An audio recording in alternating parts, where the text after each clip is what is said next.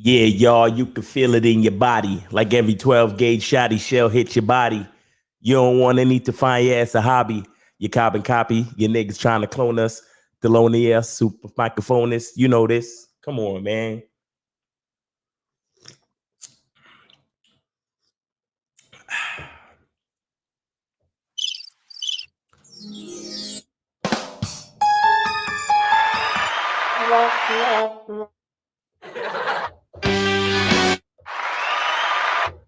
Yo, what up? What up?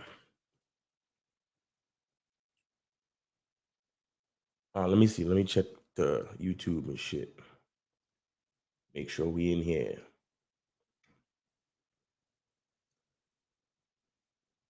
Let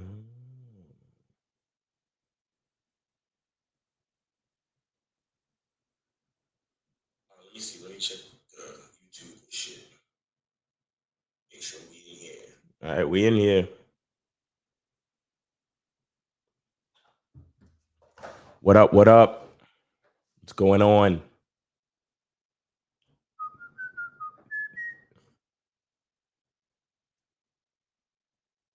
Joe Blast, what's good? Cool, calm, and collected. What's good? April MC, what's good? Joe K, what's good?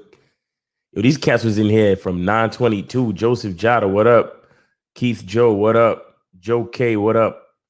April MC, thanks for putting in the links.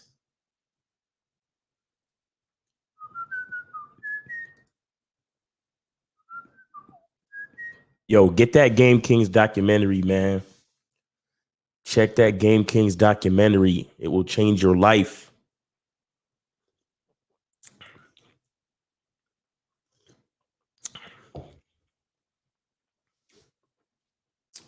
Get the Game Kings documentary, man. Stop sleeping. Stop sleeping on the classic. You feel me? Let me see. Gerald Roberts, what up? What's good? What's good? Let me see. Oh, I don't have the banner joint moving.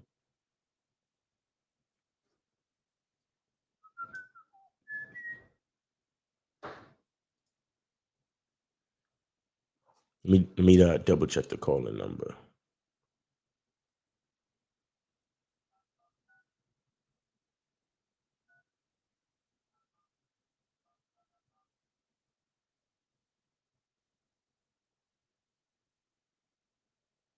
Yo, yo, yo.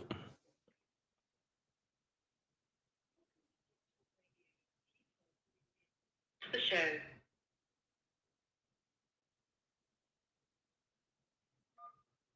You are now in the host queue. All right, we in there. So y'all could I could call in. But I mean, the phone lines are up, but you know, I'm gonna talk my shit before we get to the phone lines. I just want to kind of let more people get into the building before I start talking my shit.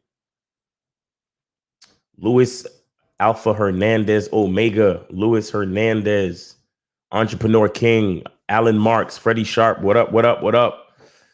Vam CG, what up, what up, what up?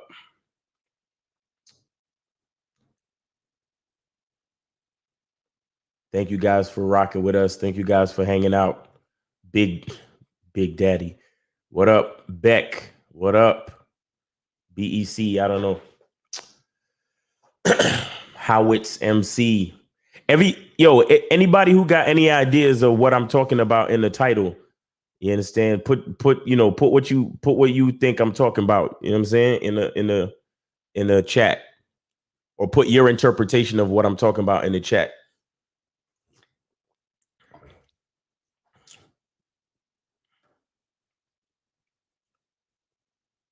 What up, April? How you doing, girl? Chilling.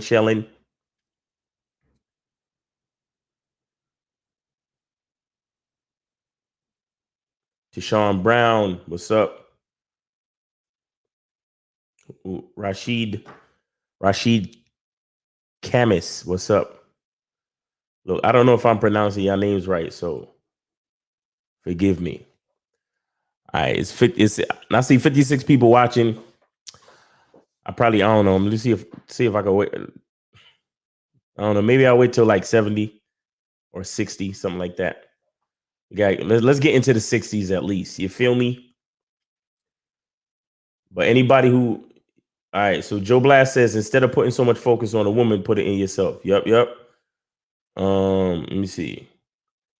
You talking about dudes need to invest in the BBM? In the BBM? Sometimes I don't know what the fuck these acronyms are, so forgive me. BBM, black something.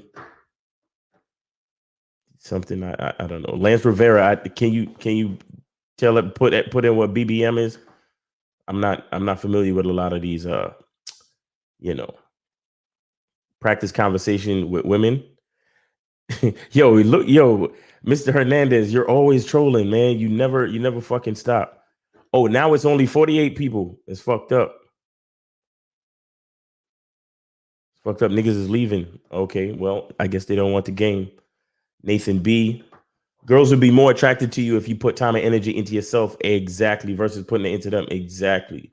Yep. Lance Rivera. Oh, BBM. Bad Boy. Okay, there you go. That's my shit too. That's fucked up. But invest in the BBM. Invest in yourself, period, man. Invest in yourself. But yeah, the BBM, that's a good place to start. Bad Boy membership. I should have known that. I've seen that before. My bad, man. I should have known that shit. But I guess for anybody else who's unclear, that's good. If you make less than 50K a year as a man, you should not have a girlfriend or a wife. Aces, that's not true. That's not true, because there's a lot of guys out there who they got game where they get a girl in their life, and then that's when they up their value. You understand? Because they know how to run game and inspire the girl to help them get to that next level. You know what I'm saying? So it's not always about the money, but what it's about is about a plan. It's about your own thought process and how you think. You know what I'm saying?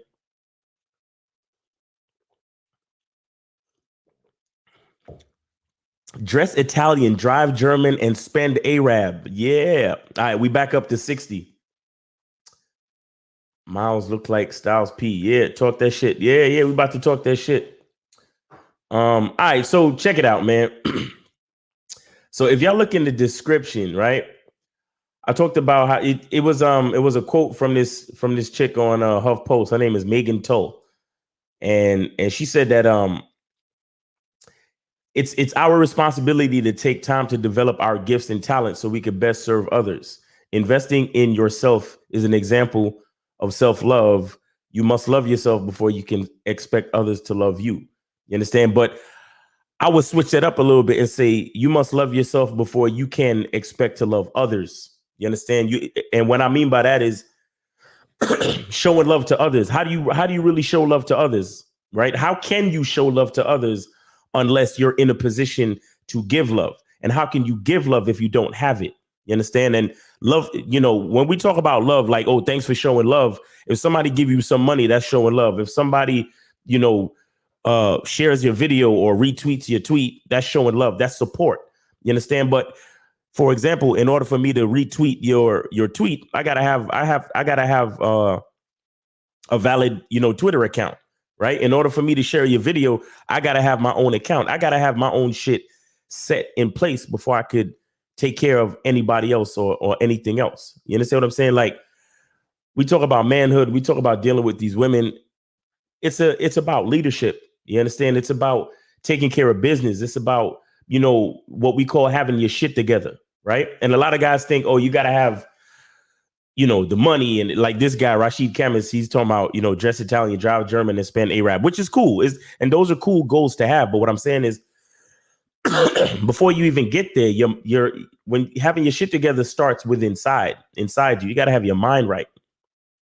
Right. You got to have your mind right, your heart right, your health right, your emotions right. You got to be emotionally healthy. You got to be physically healthy. Right. You have to be able to relate to people. You have to be in a certain place, a certain space where you're good. You know what I'm saying? Even when you're in the airplane and they telling you about if the oxygen mask come down, they tell you to put your oxygen mask on first before you even put it on your kids. You understand? And there's a reason for that. The point is that if you're not doing good, then how can you do good to and for others? How can you be good to and for others? You get what I'm saying? And that's what a lot of us men, or a lot of us dudes, a lot of males forget.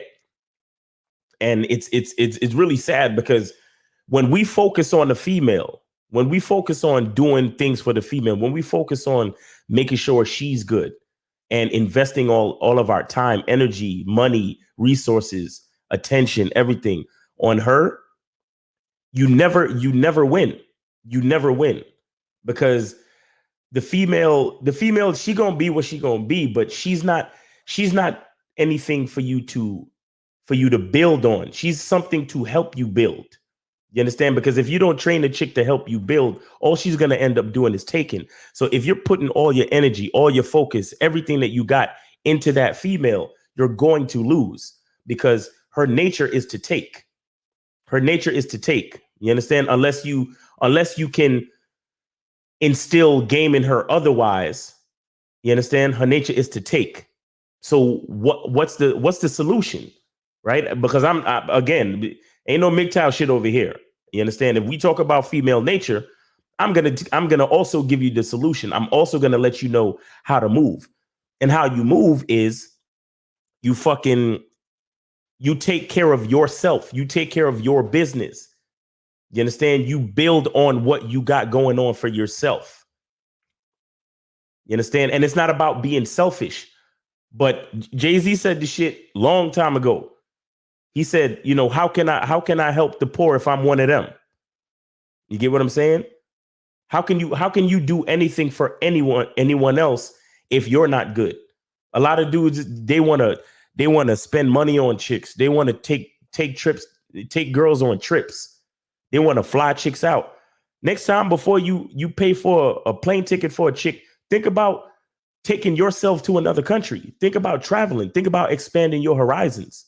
You understand? Think about what it might mean for you to learn something about a new country. You understand? It, before you go out on another date with a chick, think about, like the dude said, get on the bad boy membership. You understand?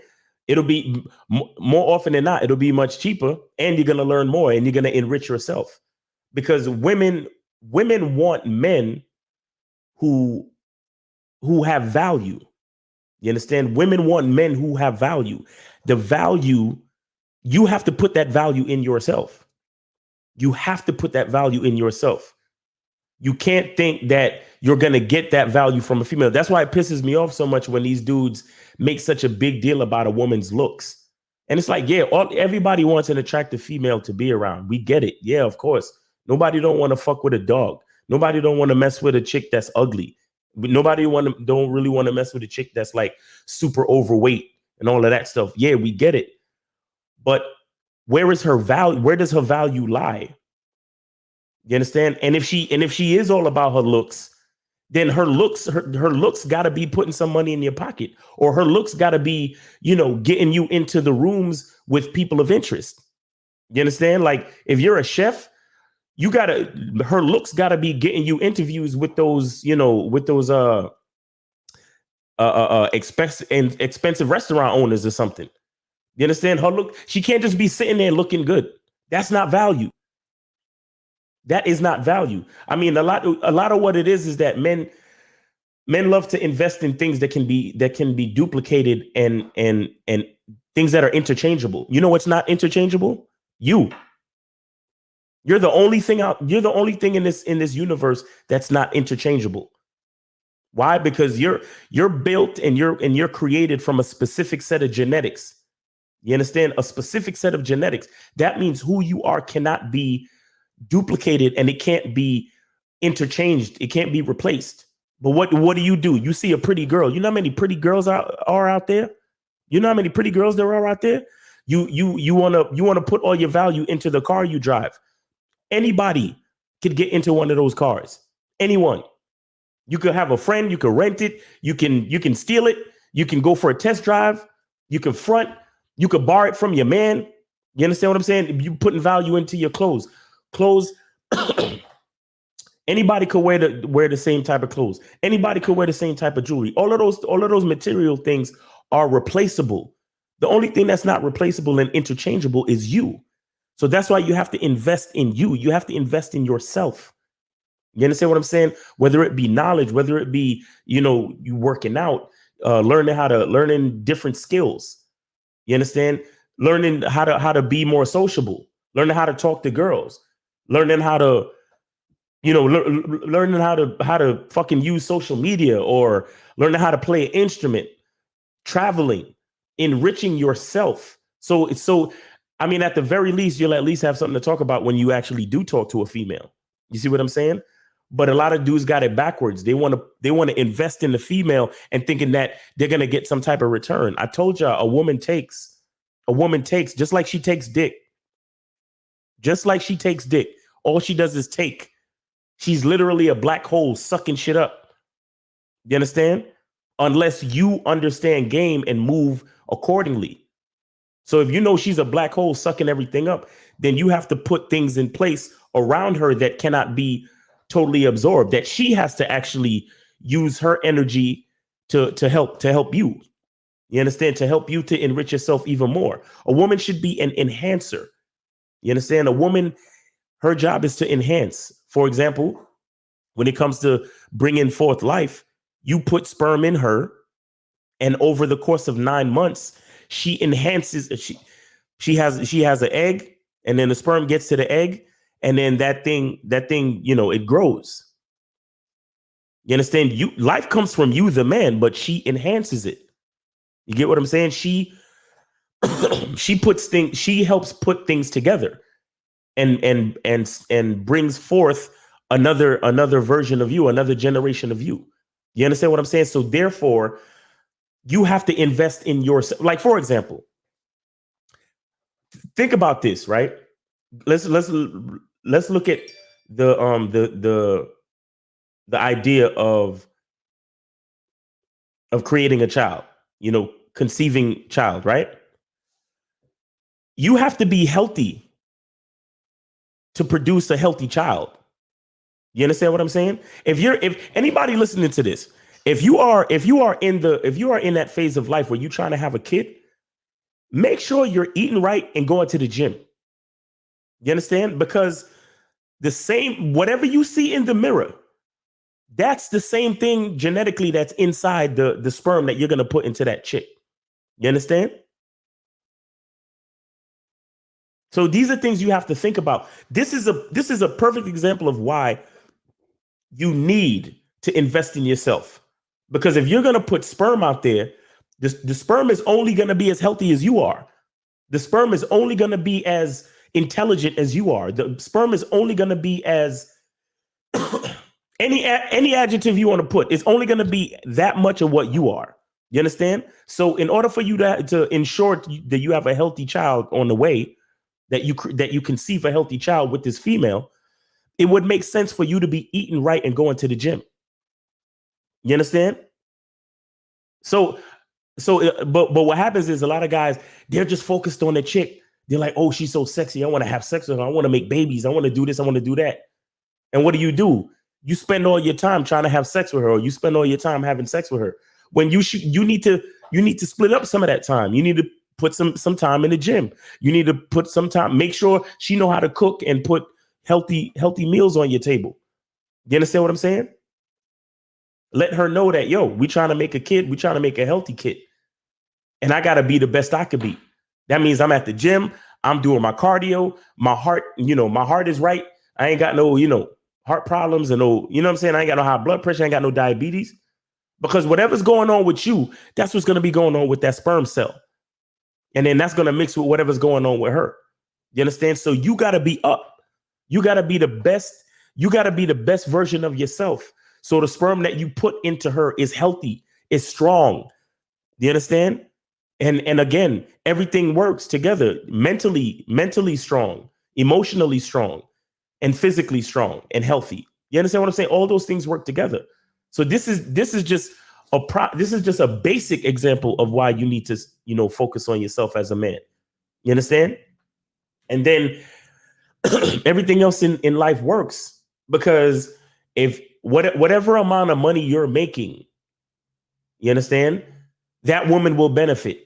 Whatever amount of game that you got, that woman will benefit. Because here's the thing, here's what a lot of cats don't understand. If you have a certain level of knowledge, wisdom, and game, right?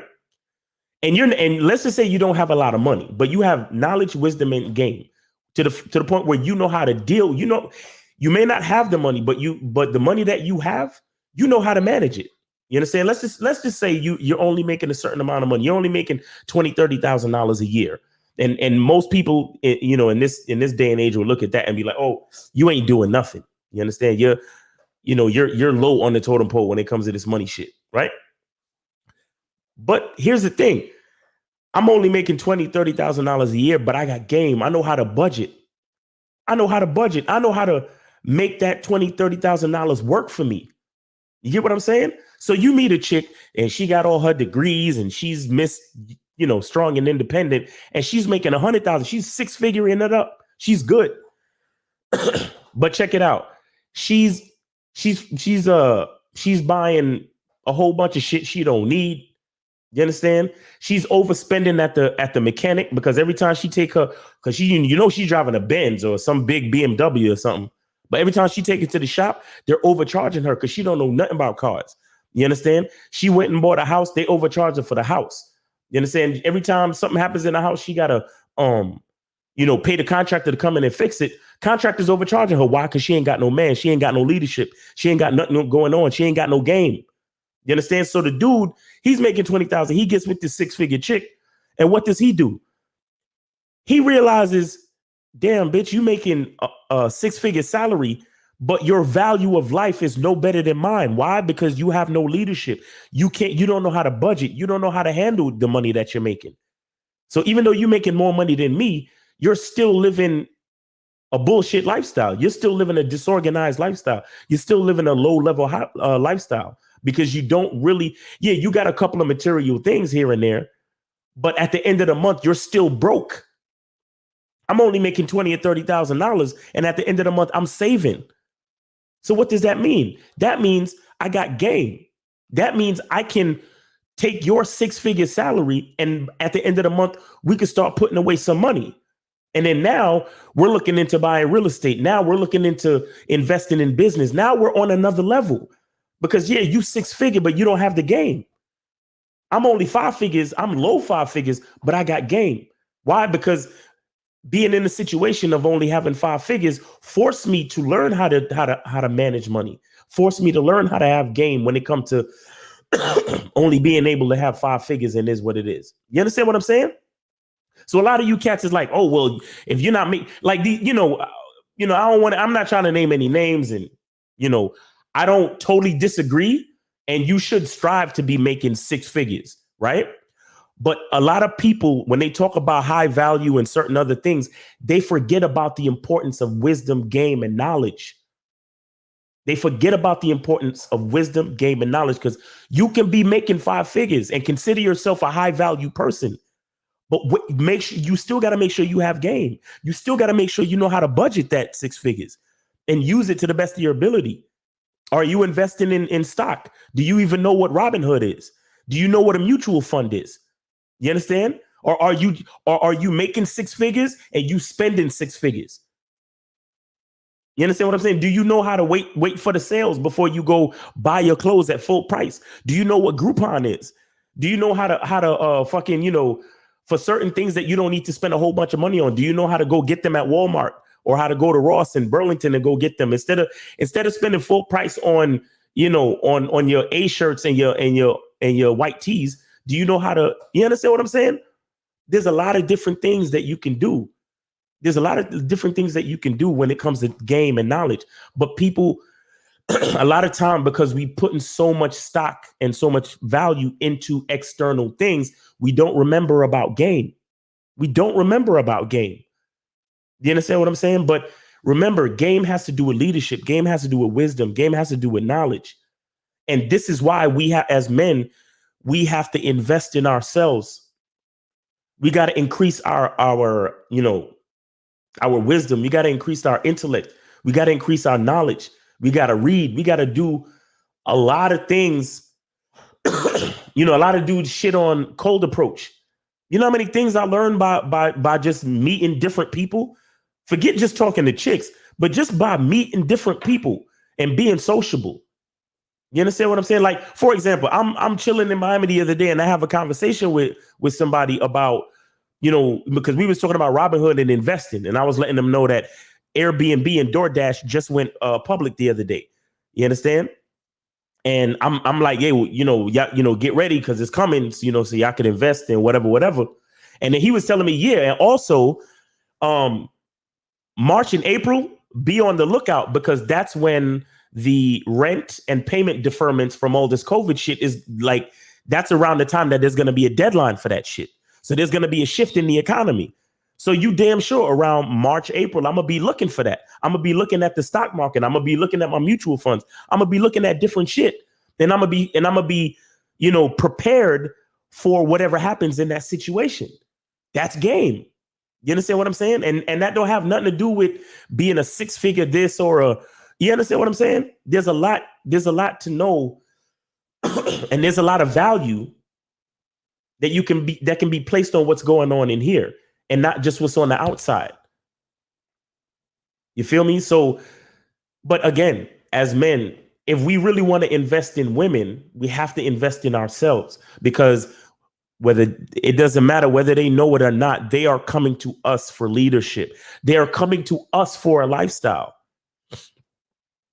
If you don't realize it, we create the lifestyle that they live.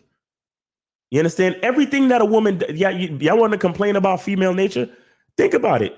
Everything that we do is what we allow them. Everything that they do is what we allow them to do, what we give them access to do. You understand? We are like these guys that created social media. They know that a woman's Achilles heel is attention. This is why they created all this shit. And this is why they're the richest motherfuckers on the earth right now. Think about it. Facebook, Instagram, YouTube, social media is the most powerful things on this planet right now. That's because women are the consumers. They're the black hole that sucks all of it up because it's attention. So who's the richest social media? Who's one of the richest people on the earth? Zuckerman. You understand what I'm saying? What's the biggest company out there? Google. And then what do they also know about women? They love to shop. What's the biggest selling stock on the stock market right now? Amazon. You get what I'm saying? But what brought all of that shit about? These men were learning. These men were they were investing in themselves. They were building businesses based on ideas. You understand? Jeff Bezos was building his business based on his ideas. Look at Jeff Bezos is now, if not the richest dude in the world, the richest person in the world, right? He had a certain level of game and he had his wife help him out with the shit. His wife helped him to get to that point. You understand? Because he had a certain level of game where he knew what he wanted to do and he was investing in his own idea. And guess who recognized the value of his own idea? His wife. And his wife helped him to get to where he is. You understand? But that didn't come from him focusing on his wife and say, oh, well, I just want to take care of you, baby. And I just want to. No, he was in the garage thinking to himself, yo, I'm going to start selling books online. And then I'm going to start selling other things online. And then all of a sudden, now you can sell every goddamn thing online. And now he's the richest man in the world.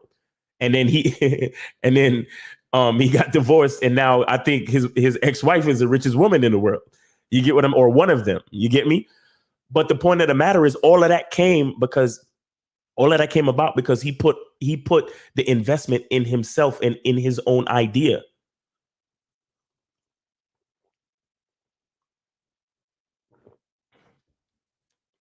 I said this before. I don't know if y'all know about this dude named Hybrid MGTOW. He calls himself Lord Hybrid now. He's on YouTube, but he did this video and I'll never forget it. He said, yo, sometimes you gotta take a chick to the mall and let her watch you buy yourself something expensive. You understand? So she could understand who she's dealing with, understand the type of man she's dealing with. You understand? And that example again is about material things, but still, it still sets a precedent. It still sets an example to let the woman know that you're willing to invest in yourself. What up, Kelly Moore? How you doing, bro? Thanks for thanks for hanging out in the chat. Toussaint Louverture, Razor Ramon, appreciate y'all.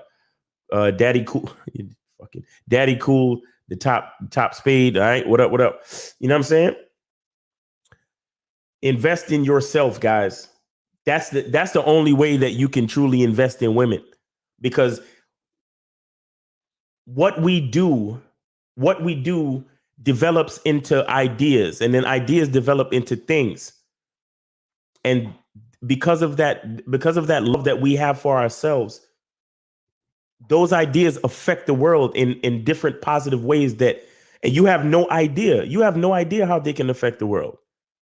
You have no idea how they can affect the world, because I'm positive that, when these guys, Zuckerberg and Bezos and all these different dudes, when they were coming up with these ideas, I'm sure that they didn't totally know that they were going to affect the world like this. But think about any idea that you have in your mind right now. It needs to be invested in. It needs to be nurtured. It needs to be put to the forefront.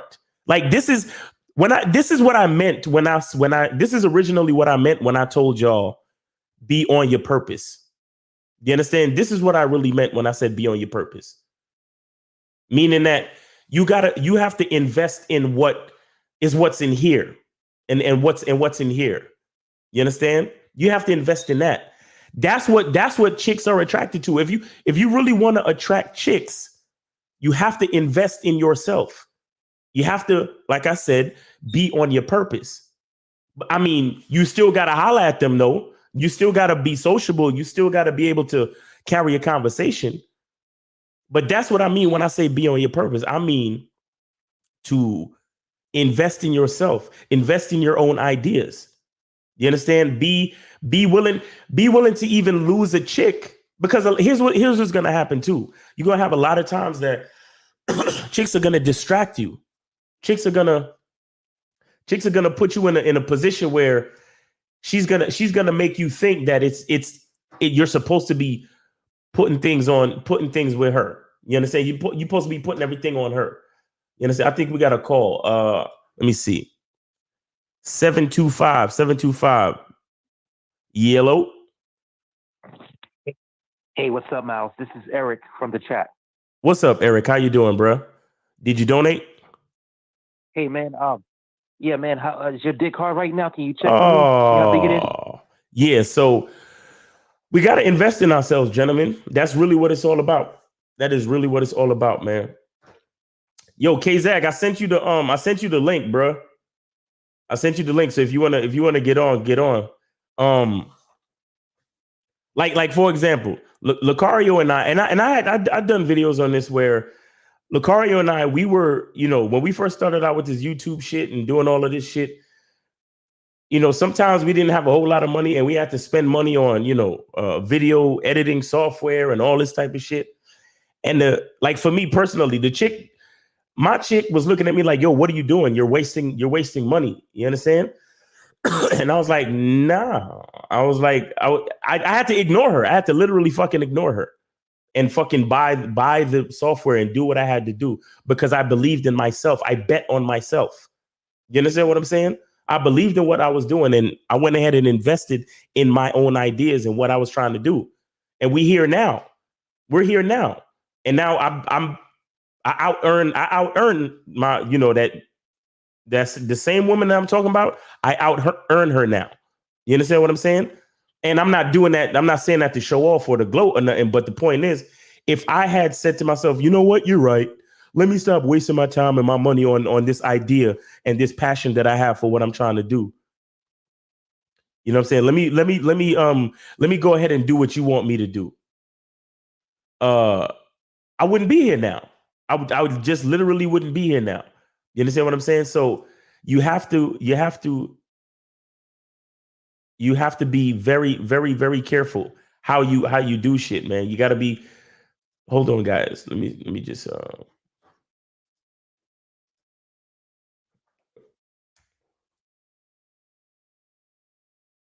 Yeah, you gotta be careful, man. You gotta be careful how you do shit.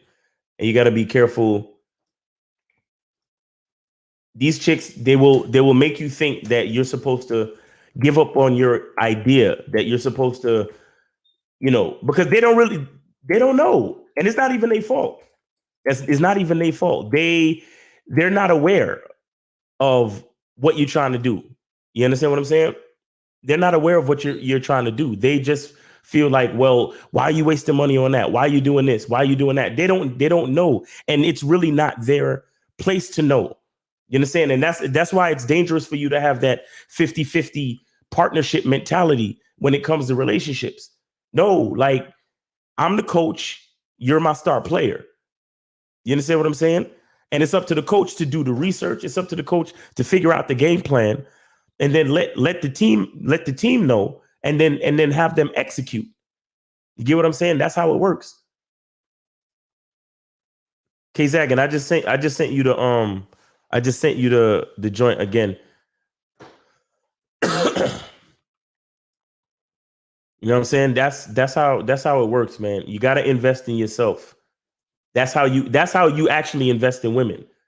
You understand? Like, all of these Instagram chicks that you see, they're at these different places. Everywhere they go, they look like they're on vacation. You think they're there by themselves? You really think they're there by themselves?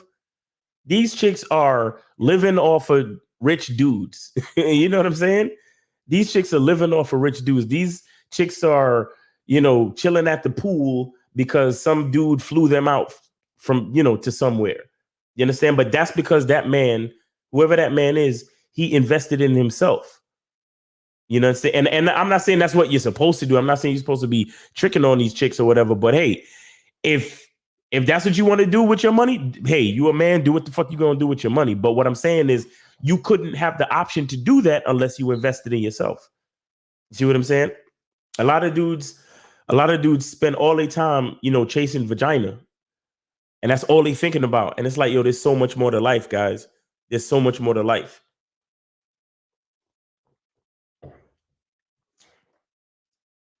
There's so much more going on. But let me see. We gotta set goals for ourselves. I'm looking at that same article from Megan Tull from HuffPost. She's talking about setting goals, honor your intuition. That's just what I was talking about just now. About I had an idea that I was trying to invest in, and my chick didn't realize it, and she was telling me I was wasting my time, wasting my money. You can't listen to that, because remember, she's not the leader. She's not the leader of the relationship, so you can't really listen to that shit. You gotta trust your own intuition as a man. You understand? Invest time into your creativity. Invest in building your confidence. Read educational books. You know what I'm saying? Expand your knowledge, your intellect. Attend seminars. Like, this is basically the bad boy membership right here. You know what I'm saying? This is a bad boy membership, or get on the Patreon, and patreon.com/Mr. Lucario.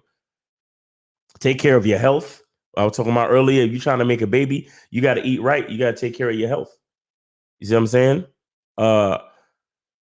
Work on your happiness. And I was talking about being emotionally healthy. You understand? Work on your bucket list. That's more, setting your goals. And she got some other things here. But yeah, man, you got to invest in yourself, guys. So Kelly Moore says, as a man, are we, let me see. As a man, do we have a right to die for what we believe in?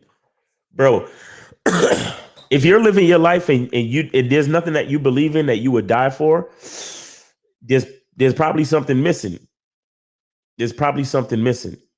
You understand? Like, if you have nothing to die for, then what are you living for? It's like a double-edged question. You understand? If you're not willing to die for something, then what are you living for? Meaning, again, going back to purpose, what's your purpose?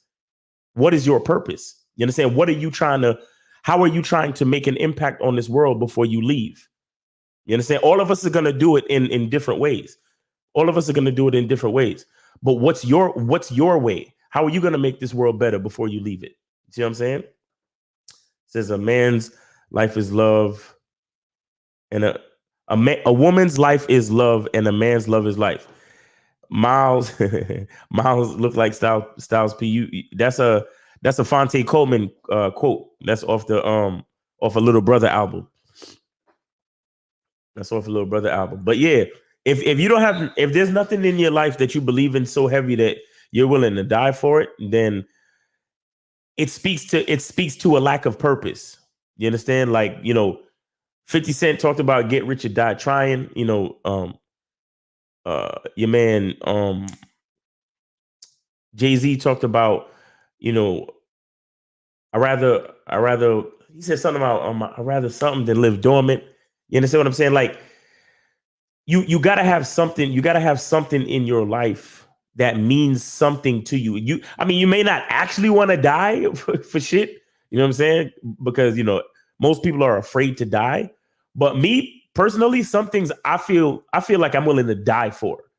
I feel like I'm willing to fucking die for. Like, there are certain things that, like, for example, if certain people threaten me in a certain way, then we all going down. We're all going down. Like, when it comes to my freedoms, or when it comes to like some dudes talk about being extorted, or like, say I owned a shop, and I'm or something like that, and then the neighborhood gangsters coming to my shop talking about he needs 60% of my profits every week, or else something gonna happen to me. Okay, then. All right. Hold on. I'll be right back. Let me go over here. And I'm coming back. I'm coming back with my shotgun, and then we're gonna have to take care of business. You understand? Because I would rather die on my feet than live on my knees. But that's just me personally. That's something I'm willing to fucking die for. K Zag, what up? What up? It's been a minute, man. Where you been? Sitting in the fucking garage, man. Chilling, man. You look like I'm about to drop, man. Look, it look cold as shit. Where you at? Man, yeah, bro. It's 50-something degrees, but it's a bunch of noise. I got a bunch of people in the crib, so I'm waiting for them to all go to bed so I can go back. And let me just say this real quick. Yeah. Normally when I do the YouTube joint and I'm on the computer, I live in a loft house where the upstairs isn't separated. It's just a banister and shit, so you can hear everything. So I'm waiting for all these motherfuckers to go into every room they're gonna go into, so I can get back up there and peace and shit, and I can take off all this bullshit. But anyway, man, I'm in the garage waiting for all the bullshit to die down. That's what I'm doing. Okay, gotcha. That's what's up. So what's your take on the topic? Invest in women by investing in yourself. Well, it's funny because your homie Lucario, he did a Facebook post. Yeah. And he says you're responsible for your girlfriend. Mm. And a lot of niggas was like, no, I'm not responsible for her. Only if we get married, and then when she's liable to me via marriage, financially and all that other shit, and she got my last name, then I'm responsible. And I'm like, no, nigga, that's not the way that shit works. I'm like, first of all, you cannot make no woman responsible to you financially because of marriage. You know what I'm saying? No, nigga, you run your household how you run it, regardless of what the law says. Right. But when see, and niggas took it wrong, and it goes with this title because you invest in yourself. Number one, when you invest in yourself, you're gonna have some standards, some principles that you expect anyone that come into your life to live up to. Mm-hmm. And what a lot of niggas' problem is, they have separate principles and standards for women versus for the niggas they invite into their life. And you don't separate that shit. You know what I'm saying? Right. You should have a set of standards and principles for anybody that you invite into your life. And what a lot of niggas don't understand, manhood is a solo journey. Nigga, it's not a companionship journey. It's a solo journey.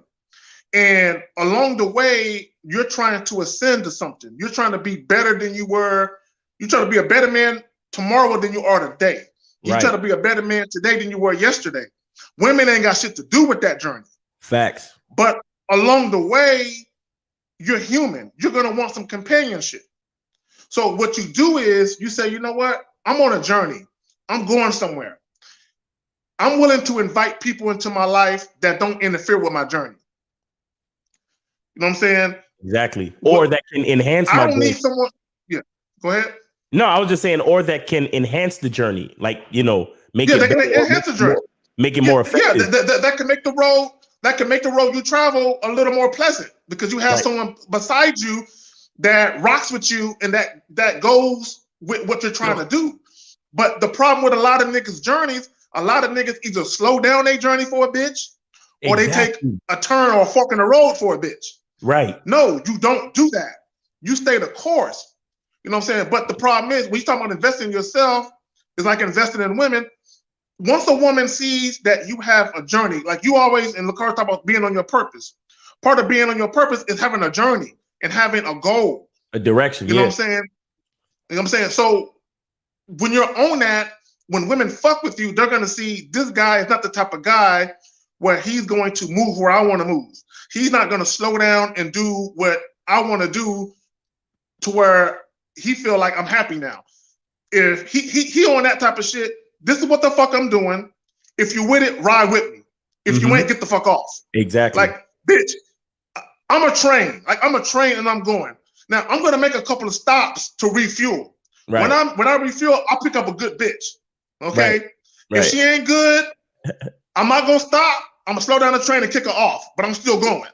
You know what I'm saying? Because my life don't stop for no bitch. You know what I'm saying? So that's what a lot of niggas got to understand.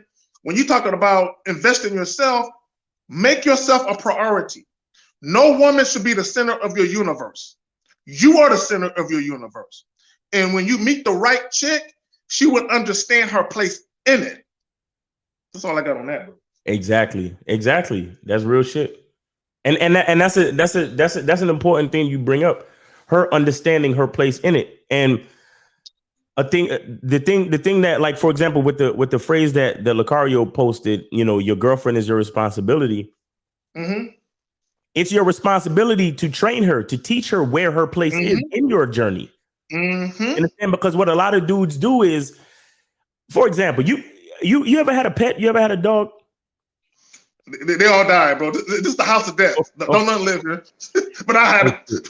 I get you though. I get you. No, but cool. These bitches don't be listening. I've had dogs, fish, cats, all that shit. I told this chick to text me, and she fucking still texting me on a fucking dating app. Anyway, so but see, again, when you just bring the pet home or the dog home, right? Yeah, no, they're gonna shit everywhere, piss everywhere, and anywhere where they figure, wherever it, you know what I'm saying? They're animals. What do you have to do? You got to train the motherfucker. You got to let them know, not inside. Because here's the thing. They're gonna piss wherever the fuck they want. You have to let them know, no, pissing and all that shit is for outside. You understand what I'm saying? So I'm letting you go on this journey together. I'm the owner, you're the pet. You understand what I'm saying? You have to do what I tell you to do. You're not just gonna piss and shit wherever the hell you think is good, because you're a fucking dog. You get what I'm saying? So it's the same thing with a chick. If you don't set the rules, if you don't set the boundaries, she gonna do and say whatever she want, and she's not gonna take your ideas or whatever you got going on with you important necessarily. You understand? You have to let her know, yo, this is important. This comes first. You understand? Because as I ascend, like you were saying, as I ascend, if you ride it with me, you're gonna ascend too. You understand what I'm saying? But the problem is a lot of guys don't have that you know, that ascension mentality, that purpose mentality, that direction, journey mentality, where it's like they meet a chick and they be like, so what you want to do? Oh, and the chick is looking at you like, nigga, I'm riding along with you. What do you want to do, nigga? I thought it was 50-50. I thought we was a team. What? Oh, that's the problem. That's what you think? All right, nigga, here it go. So you're going to take me to the store. You're going to buy me this. You're going to take me out to dinner. We're going to do this. And then when we get back home, I'm going to go out for a girls' night and go suck some other nigga's dick because you don't know what the fuck you're doing with your life. You get what I'm saying? There you go. You have no idea what you want to do with your life. You really brought me into your life to ask me what I want to do? I don't want to do nothing but live a good lifestyle that you provide. So if you don't know what the fuck you want to do, let me tell you what to do. Do you understand? And then enough dudes out here, they go, okay. You see what I'm saying? See, all right, Miles, bro, but that's the problem, bro. It's like this. Think about it like this. So these niggas, they really want a woman who is cooperative, compliant, and submissive. Right. In order for her to be all those things and to play her position, she needed a leader, a masculine leader to play his. Right. Because a woman will not be all those things to a nigga who can't lead. Exactly. You know what I'm saying? So when we talk about you responsible for your girlfriend, now, and this is especially true if you're cohabitating, you know what I'm saying, or something like that. Right. Because now that you're in her life, and I heard you say this before, Miles, you was dating a chick, she was a nurse, right? Mm-hmm. And you had to kind of watch what she was spending her money on. Because it's like, if we together, you just can't do what the fuck you want to do. Right. Because your spending habits, good or bad, they have a direct or indirect impact on me. And if I'm the captain of this shit, now you could be the co-captain, but you ain't the captain. I am. So if I'm the captain of this ship, I got to watch what you do, because what you do can have a negative impact on what I'm doing. Like we talked about. We're trying to ascend. If you got fucked up credit and bad spending habits, you can fuck my shit up. Exactly. If I invite you in my life.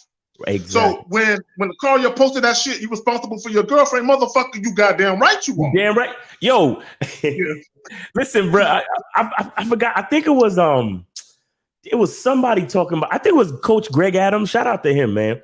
Because I don't totally agree with every idea, but he spits a lot of decent game. He was talking about these chicks with their fucking degrees, bro.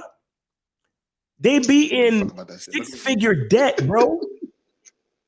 You understand what I'm saying? 6-figure debt. And you're getting with this chick looking at how cute she is, and then you marry the bitch, or not just marry the bitch, but let's just say you get on a lease with a bitch to move in together. That type of shit fucks with your credit, nigga. Yes, it does. So here it is. 6 figures. She's spending all of her goddamn money, and she not paying that fucking student loan back. And y'all on a lease together, or y'all own a house together, or God forbid y'all got married, and you ain't even know. Like that. Yo, there's a fucking commercial on Quicken Mortgage. They have this fucking commercial where they say, so many people are together and they're getting ready to buy a house together, but how much do you know about the person you're getting ready to buy a house with? And the man and the woman is talking to each other, and the nigga didn't know that the bitch had she I don't know what the commercial is, but she was like, he didn't know that she had 2 abortions. He didn't know that she got fucking school loan debt. He didn't know that her credit score was like 300. You get what I'm saying? And y'all niggas is focused on the pussy. Y'all niggas is focused on the goddamn pussy. Nah, nigga. Nah, I need to know that no matter what's going on, you are coachable. Because if you do have debt, I need to put you under a strict fucking budget. And I talked about it before, how I was with my woman, and we was in the house, and I put the budget down, and she didn't trust me, bro. I had to literally drag her kicking and screaming to follow the budget. And then after a couple of months, when she saw what was going down, we were saving money. We had more money to spend. And she was like, oh my God. Like, it clicked in her mind that, oh shit, you're my leader. You're my king. I fucks with you. There you go. There you go. Because she never had that. No, go ahead. I ain't mean to cut you off, bro. No. You good. No, let me tell you how I move. When if I'm about to cohabitate with a bitch, okay, like let's say she got a car, and I look at her car and I say, so what year is your car? She'll tell me. I say, so when did you buy it? So how many years you got left? What is your interest rate? Okay, how much do you pay on it? What's your insurance? Right. Then I'll ask her, like, if I know she got a degree, I'll say, so what's your monthly payment to that degree, and how many years you got left? Right. And then the final thing, before we sign the lease together, I say, this is what we're going to do. We're going to share credit reports. Print out your shit. I'm going to print out my shit. I gotta see everything on your shit. And this ain't a lie. If God is my witness on my dead mother, I look at a bitch's credit report. Like, I don't even fuck around. Like, bitch, I don't want your debt. Because see, this is what a lot of niggas don't know. You mentioned something very important earlier. You said student loan debt. A lot of chicks be owing $80,000, $90,000, $100,000, and they only making 40 a year off that. But they paying $800, $900, $1,000 a month in student loan debt, and they only making 40, 45. Right. Imagine that. I look at that shit. That shit matters to me. It's wild because we know that not a lot of women are in STEM. You understand? So what kind of jobs you getting? What kind of jobs you really getting to pay all of this fucking money back? What type of jobs are you getting?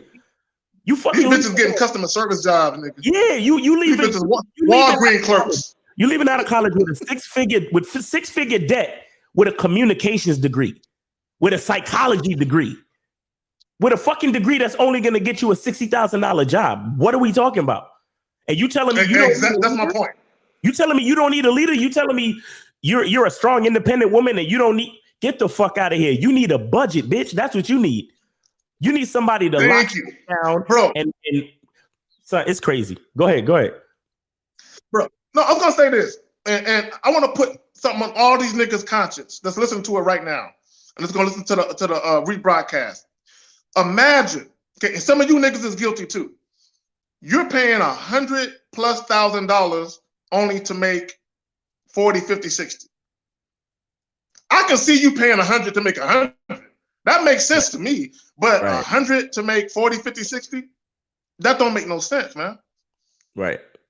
I can't do it. It's crazy. It's crazy. And this shit like this, why? Because I was saying earlier about like you investing in yourself and putting value into yourself is so important.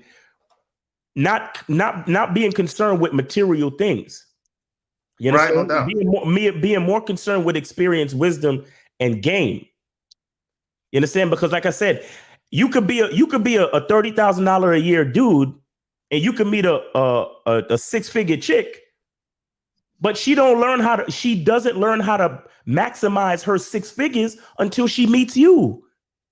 Why? Because being that you've been a $30,000 dude for the last couple of years, you have to learn how to budget.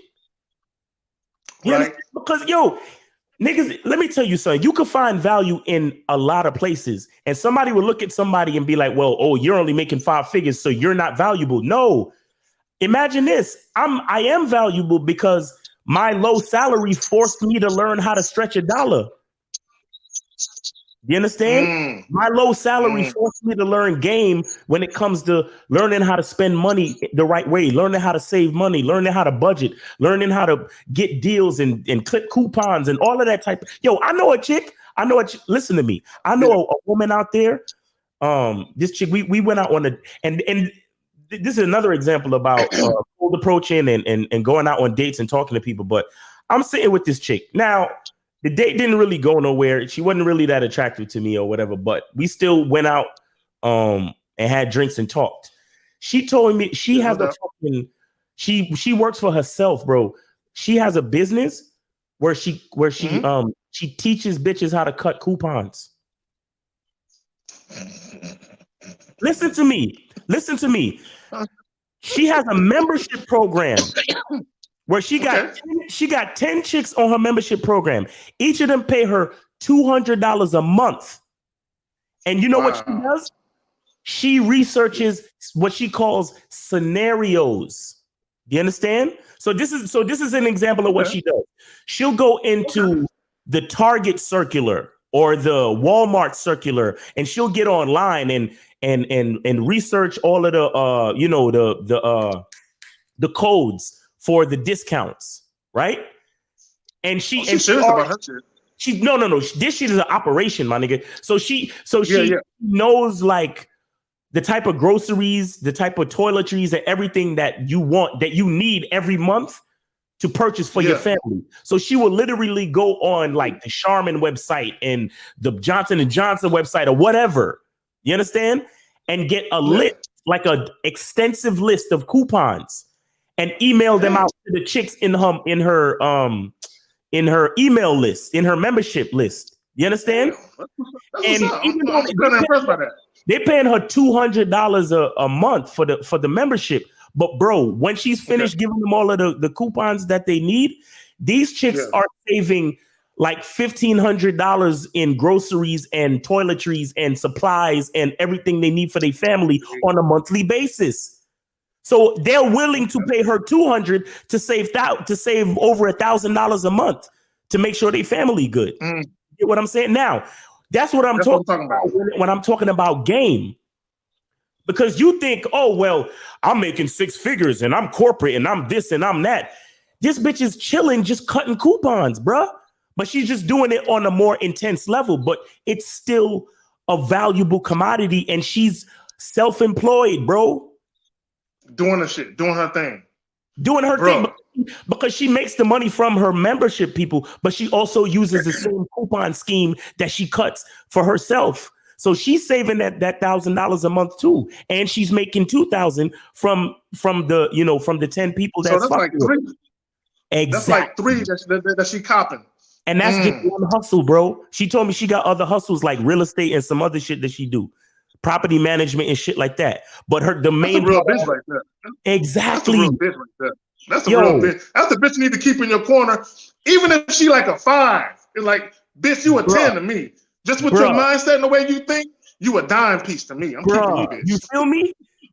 Yes. Yo, that weekend, she told me that she was going on a fucking ski trip, and because of all the coupons and who she knew and the connections and all of this, she was able to get the hotel room for like $20-something a night. The fucking the ski resort, the whole shit that she set up. She and bro, I'm telling you, and a lot of people don't really think. They don't think that there's value over there, but bruh, this chick is coming off $3,000 to the good off of one hustle. And she said honestly, it only take like she said it only take her like maybe 2 days to actually come up with the the coupon scheme. Yeah. So she worked 2 days. She worked 2 days out the month, send out the emails, and the women send her the 200.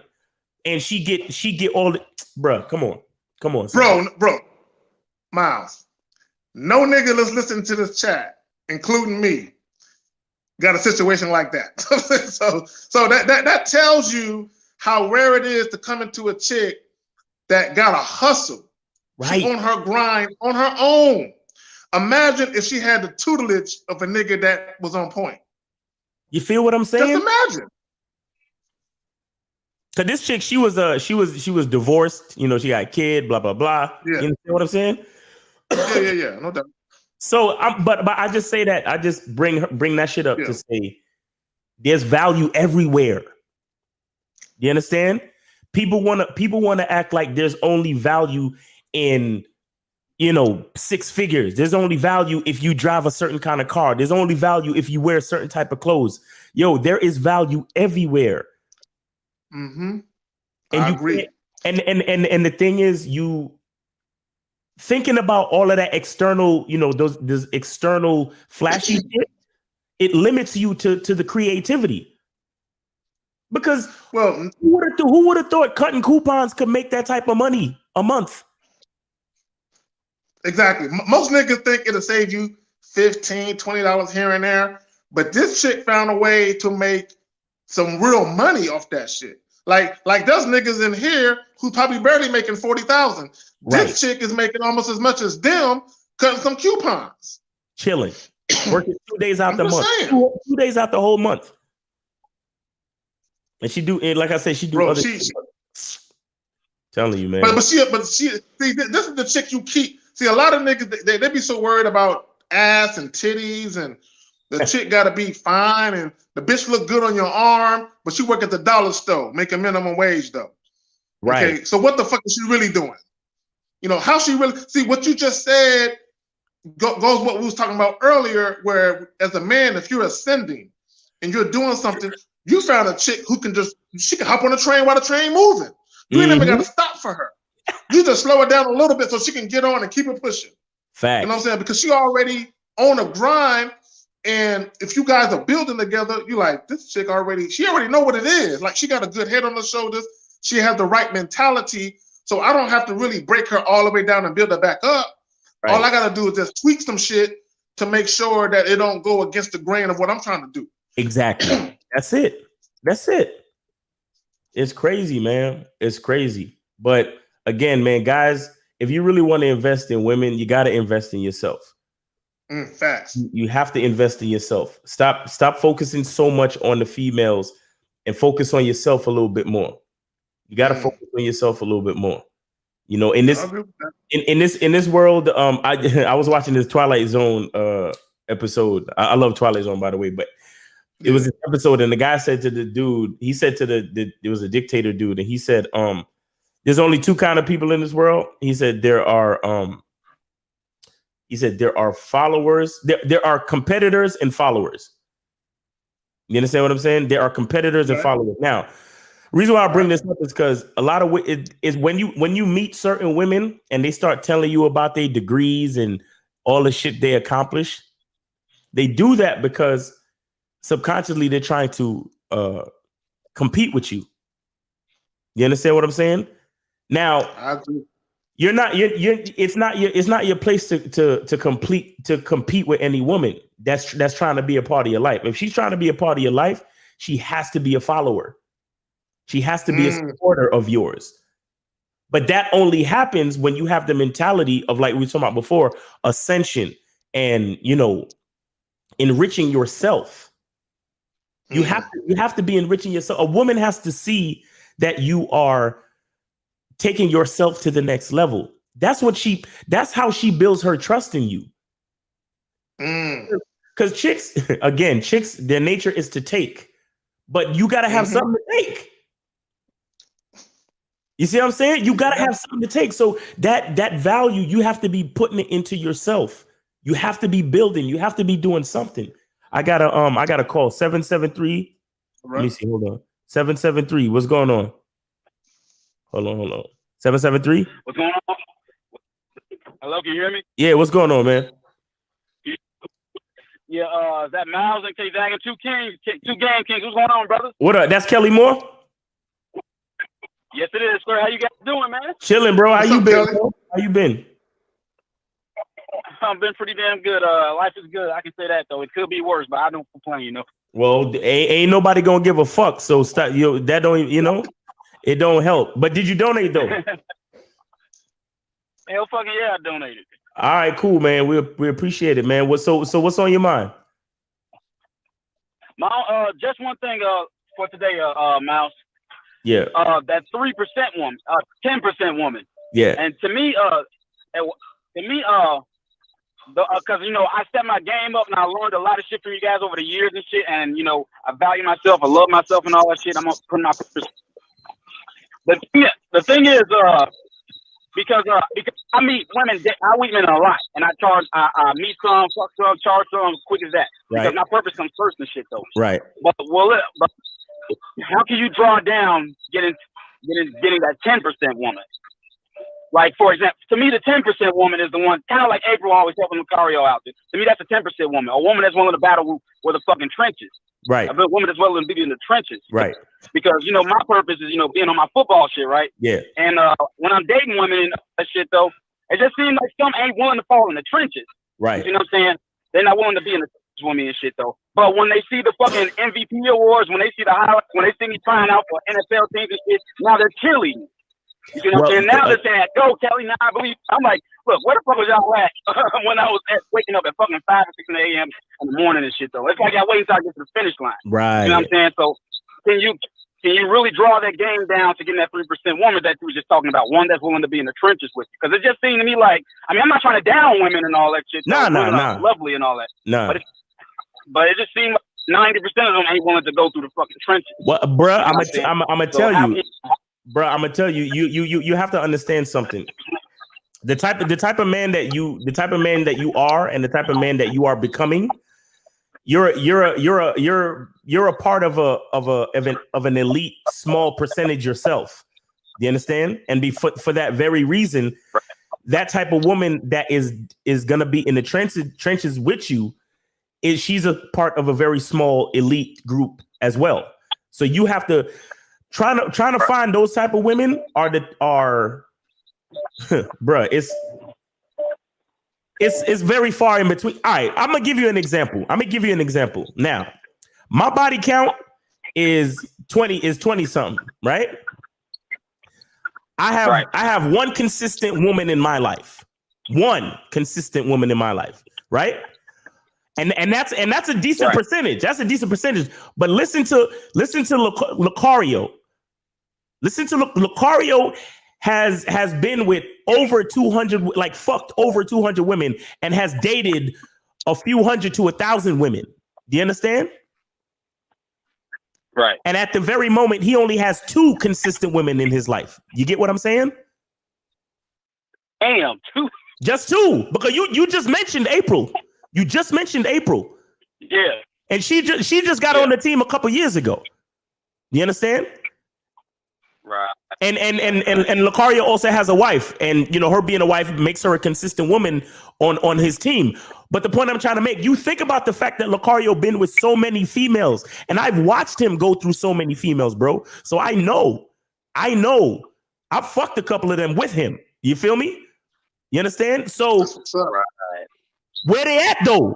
That's why when a lot of these dudes call up and they talking about yo, you know, you only been with this, and if you ain't fucked 50 women, you ain't done nothing. If you ain't fucked 100 women, it's not about body count. Where the fuck they at? Why are you on my show asking me about advice if you fuck so many women and none of them are around you now, bro? Where they at? You see what I'm saying? So the point I'm trying to make is, if you trying to really find that chick, bro, you have to double down on yourself. Just like how you're taking a chance on your dream. It's the same way you gotta double down on trying to find the woman of your dreams.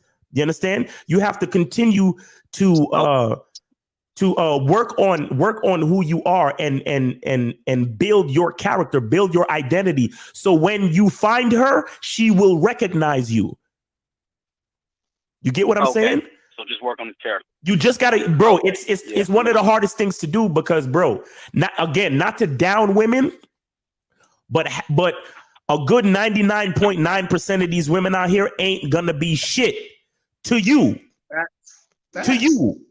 Listen now. Notice what I said. I'm not just saying that women out here ain't shit. I'm not saying that, because that's too general. But what I'm saying is 99.9% of them are not gonna be shit to you and what you're trying to do and your purpose. You get what I'm saying, bro? Yeah. Okay. Most of these chicks, you just gonna fuck, date a couple times, you never see them again. Some of them gonna hang around for a couple of months, and then you'll never see them again. Some of them might hang around for a year or two. You understand? And then it hopefully, if you can vet somebody for more than a couple years, she might show herself to be of character, to be that woman in the trenches. But bro, it's a tough task to really find a woman that's really down for you. Zach, go ahead. Let me say this. This is what y'all have to understand. This is just my personal belief. I don't believe that any guy playing semi-pro or pro sports should be in a committed relationship, especially if you're in your 20s.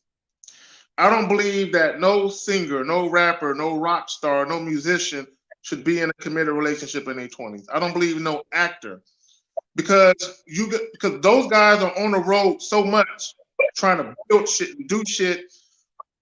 Women that come into your life aren't really there to support you. Right. They there to benefit off of you. Exactly. Okay. You said something very important, Kelly. You said when you were just doing your regular football shit, your semi-pro type shit, chicks wasn't there. The minute they find out you trying for pro teams, because everyone know, even women who don't like football, they know that if you make an NFL roster, that's where the real money is at. Okay. And on top of that, imagine a chick, her to say, I am the boyfriend of this NFL player that plays for this popular team. Okay. So you got to remember, when you're trying to ascend and do shit, a lot of the chicks that's hopping on for the ride, they ain't there to help you with the ride. They there to siphon off the ride. You know what I'm saying? Takers. So that's what you have to understand. And I would tell you honestly, Kelly, how old are you, bro? I'm 28. Okay, because you're still young. Okay, in my opinion, that was a time when I was 28 where I thought a nigga my age was old as fuck. But you're still young, right? So my point is this, Kelly, is you still young enough to try and fulfill some of your dreams, some of your goals, some of your aspirations. But any bitch you meet right now is probably gonna hold you back, bro. I gotta be honest. I gotta be honest, bro. Any bitch right now you probably gonna meet is gonna hold you back. So what I would do if I were you, enjoy the women, right? Enjoy the women while you can. If it's temporary, it's temporary. Now, if you meet a chick and she a solid bitch, and maybe you guys don't get into a relationship right now, but maybe 3, 4, 5 years from now, when you done doing whatever you doing and you're in a different path in your life, and you guys link up again, maybe she'll be someone you can fuck with again. But I can almost assure you, bro, that 99.9% of these women you encounter at the age of 28, these are women that you won't see 2, 3 years from now, bro, because they're gonna prove to be ain't shit to you, Right? And they're not gonna prove to. These women won't really help you in your quest, bro. Did I freeze? Nah, you good. Yeah. Damn. Yo, Kelly Moore, man, you got to remember there are cheerleaders and then there are supporters. Most women are cheerleaders, bro. Most women they see you accomplish something and then they be like, "Oh, I always believed in you and good job, baby." But they're not there to fucking like do nothing. You know, they won't even fucking mix your goddamn protein shake when you come from practice. You feel me? Like there you go. You know what I'm saying? So, but I'm not saying it's impossible. Don't get me wrong. I'm not saying it's impossible. But what I'm saying is you have to be who you are 100%. So when she finds you, she can recognize you. When you find her, she can recognize you, bro. Because if you're being anybody else, it's not going to happen like it's supposed to. You get what I'm saying? Right. Makes a lot of sense. Yeah, man. But Makes a lot of sense. Well, and another thing is with what you're trying to do, bro, the vetting process gotta be like double or triple for you. So we say a year and a half. With you, it gotta be like 3 to 4 or 5 years, bro. Yeah, bro. Cause you trying to get on a pro sports team, like, bro. Bro, yeah. You can't trust none of them bitches. Like look at LeBron. A lot of dudes clown LeBron because they say he could have had a better bitch. But the chick he been rocking with since high school. Right. You know what I'm saying? So he know her. He know her heart. He know her intent. You know what I'm saying? And he vetted her for a good 7, 8, almost 10 years before he got married. You know what I'm saying? So, and even though he knew her all those years, they didn't get married until he was well into his 20s. Yep. You know what I'm saying? And there's a reason why he did. LeBron is not a dumb nigga. Right. LeBron is very calculated. If you pay attention to how LeBron moves, everything he does is calculated and thought out. Exactly. Okay. It's the reason why he had kids with her. They lived together. They were together. They were a couple, but he waited to marry her.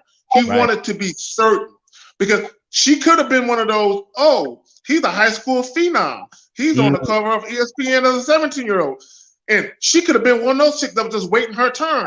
So he made the bitch wait. I'm going to make you wait. If you waiting, bitch, I'm going to make you wait a little bit longer to ensure that you really that bitch that I think you are. Right. And Kelly, you ain't going to meet no chick that proves to be the right bitch for you in a year or two. As Miles was saying, you're going to have to triple your vetting process, nigga. Right. Yeah. Yeah, man. Damn.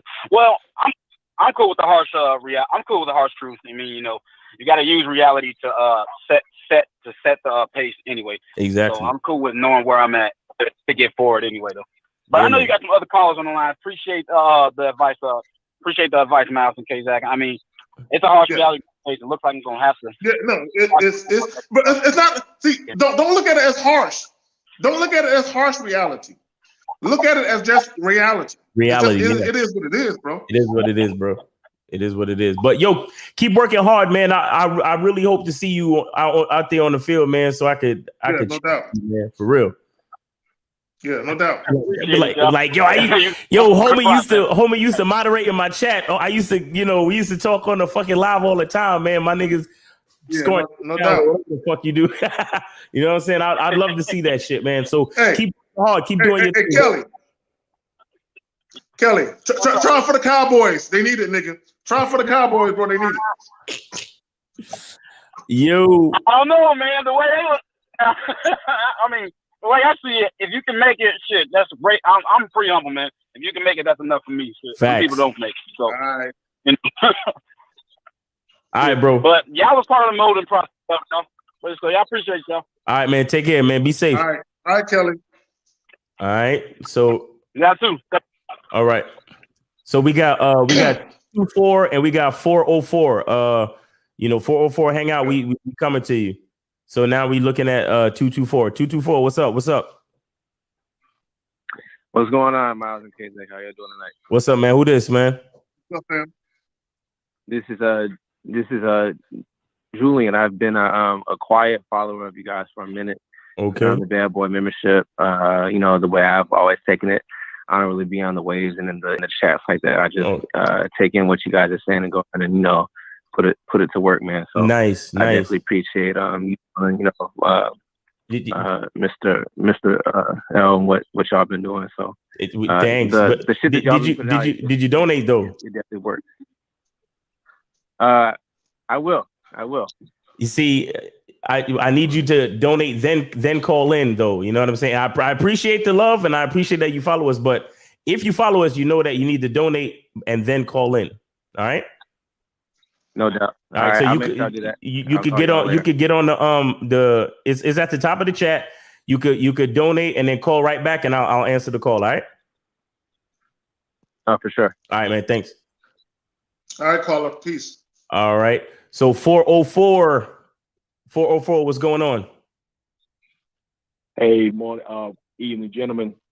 Hey, I'm a little bit older than most of these young guys call. I'm 48 years old. Okay. But Miles, you said something on one of your podcasts. Hold on, my brother. Hold on. Yeah. I just want to make sure you donated. I did donate, yes, sir. Okay. And you send it what, to the PayPal? Cash App. Cash App. Okay, got you. Yeah, I got you. Yeah, I got you. Appreciate you, man. So what's on your mind? Yeah. Now, I was with the same woman over 20 years. And, okay. Been divorced here a little over a year now. Damn.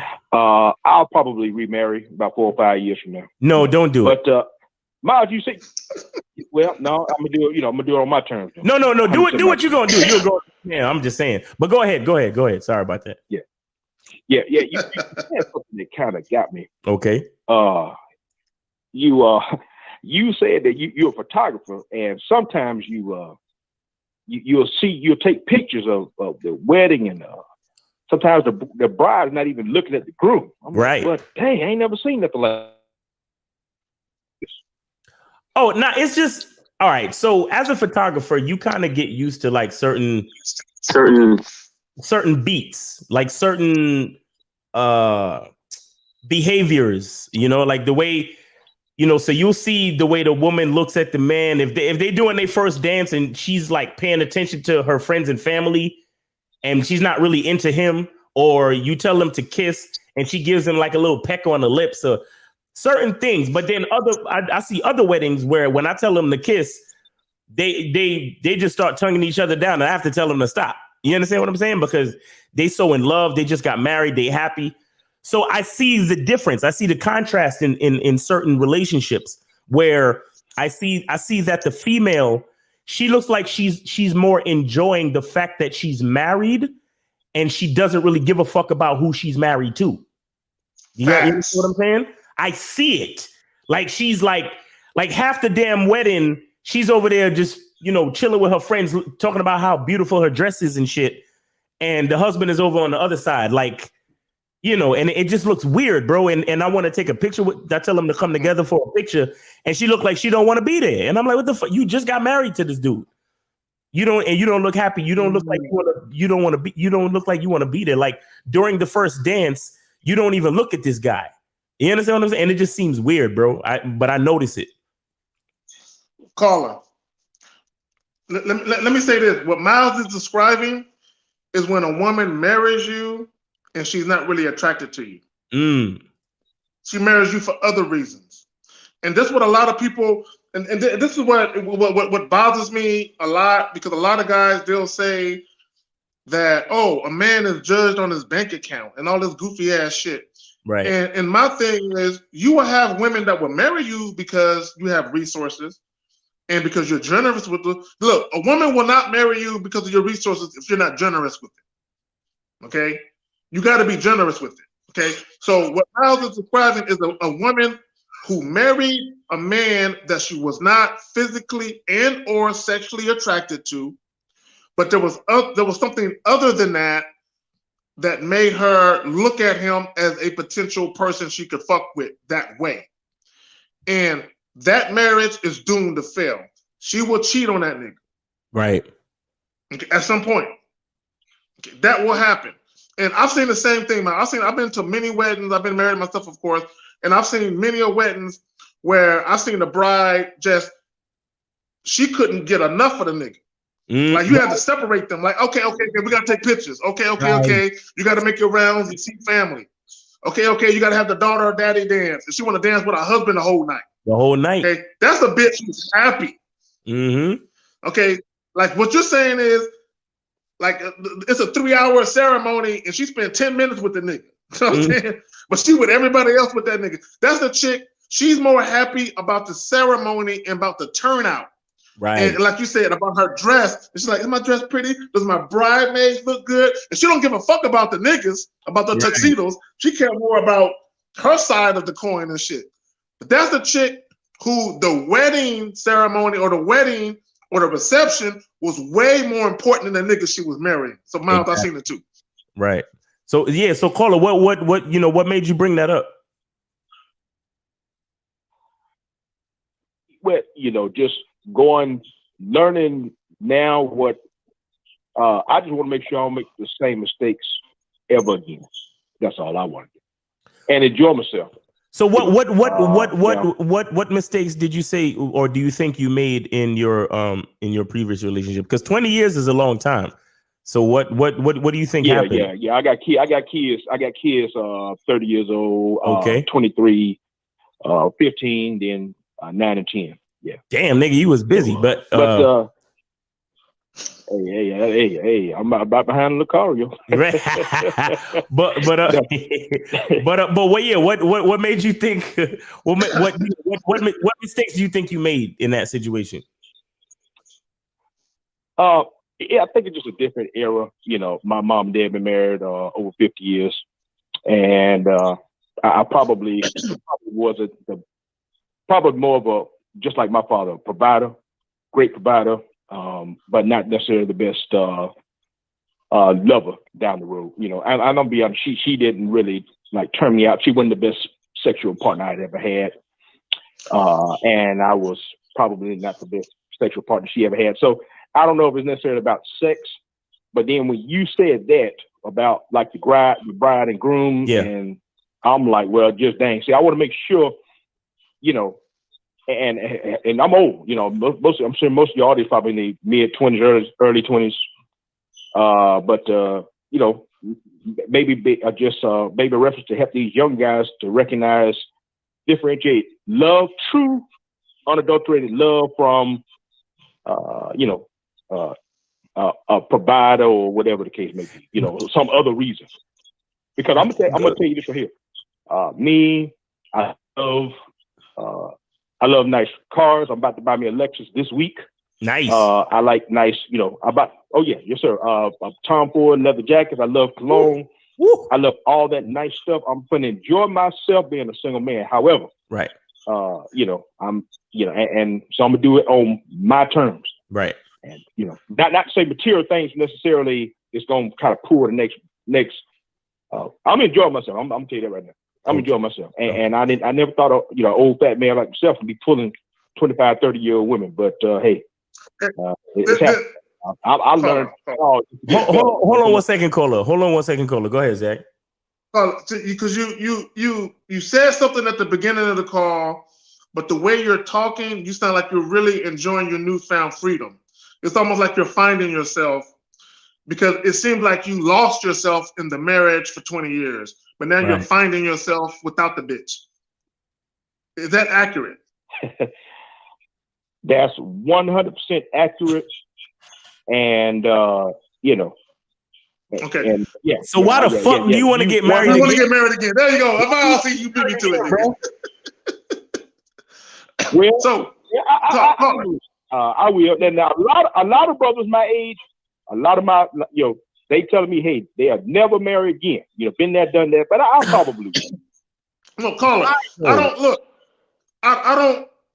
I'm pro-marriage, but I'm pro-marriage for the right reasons, though. Right. So, because you said something very important that some guys that listened to it might have missed.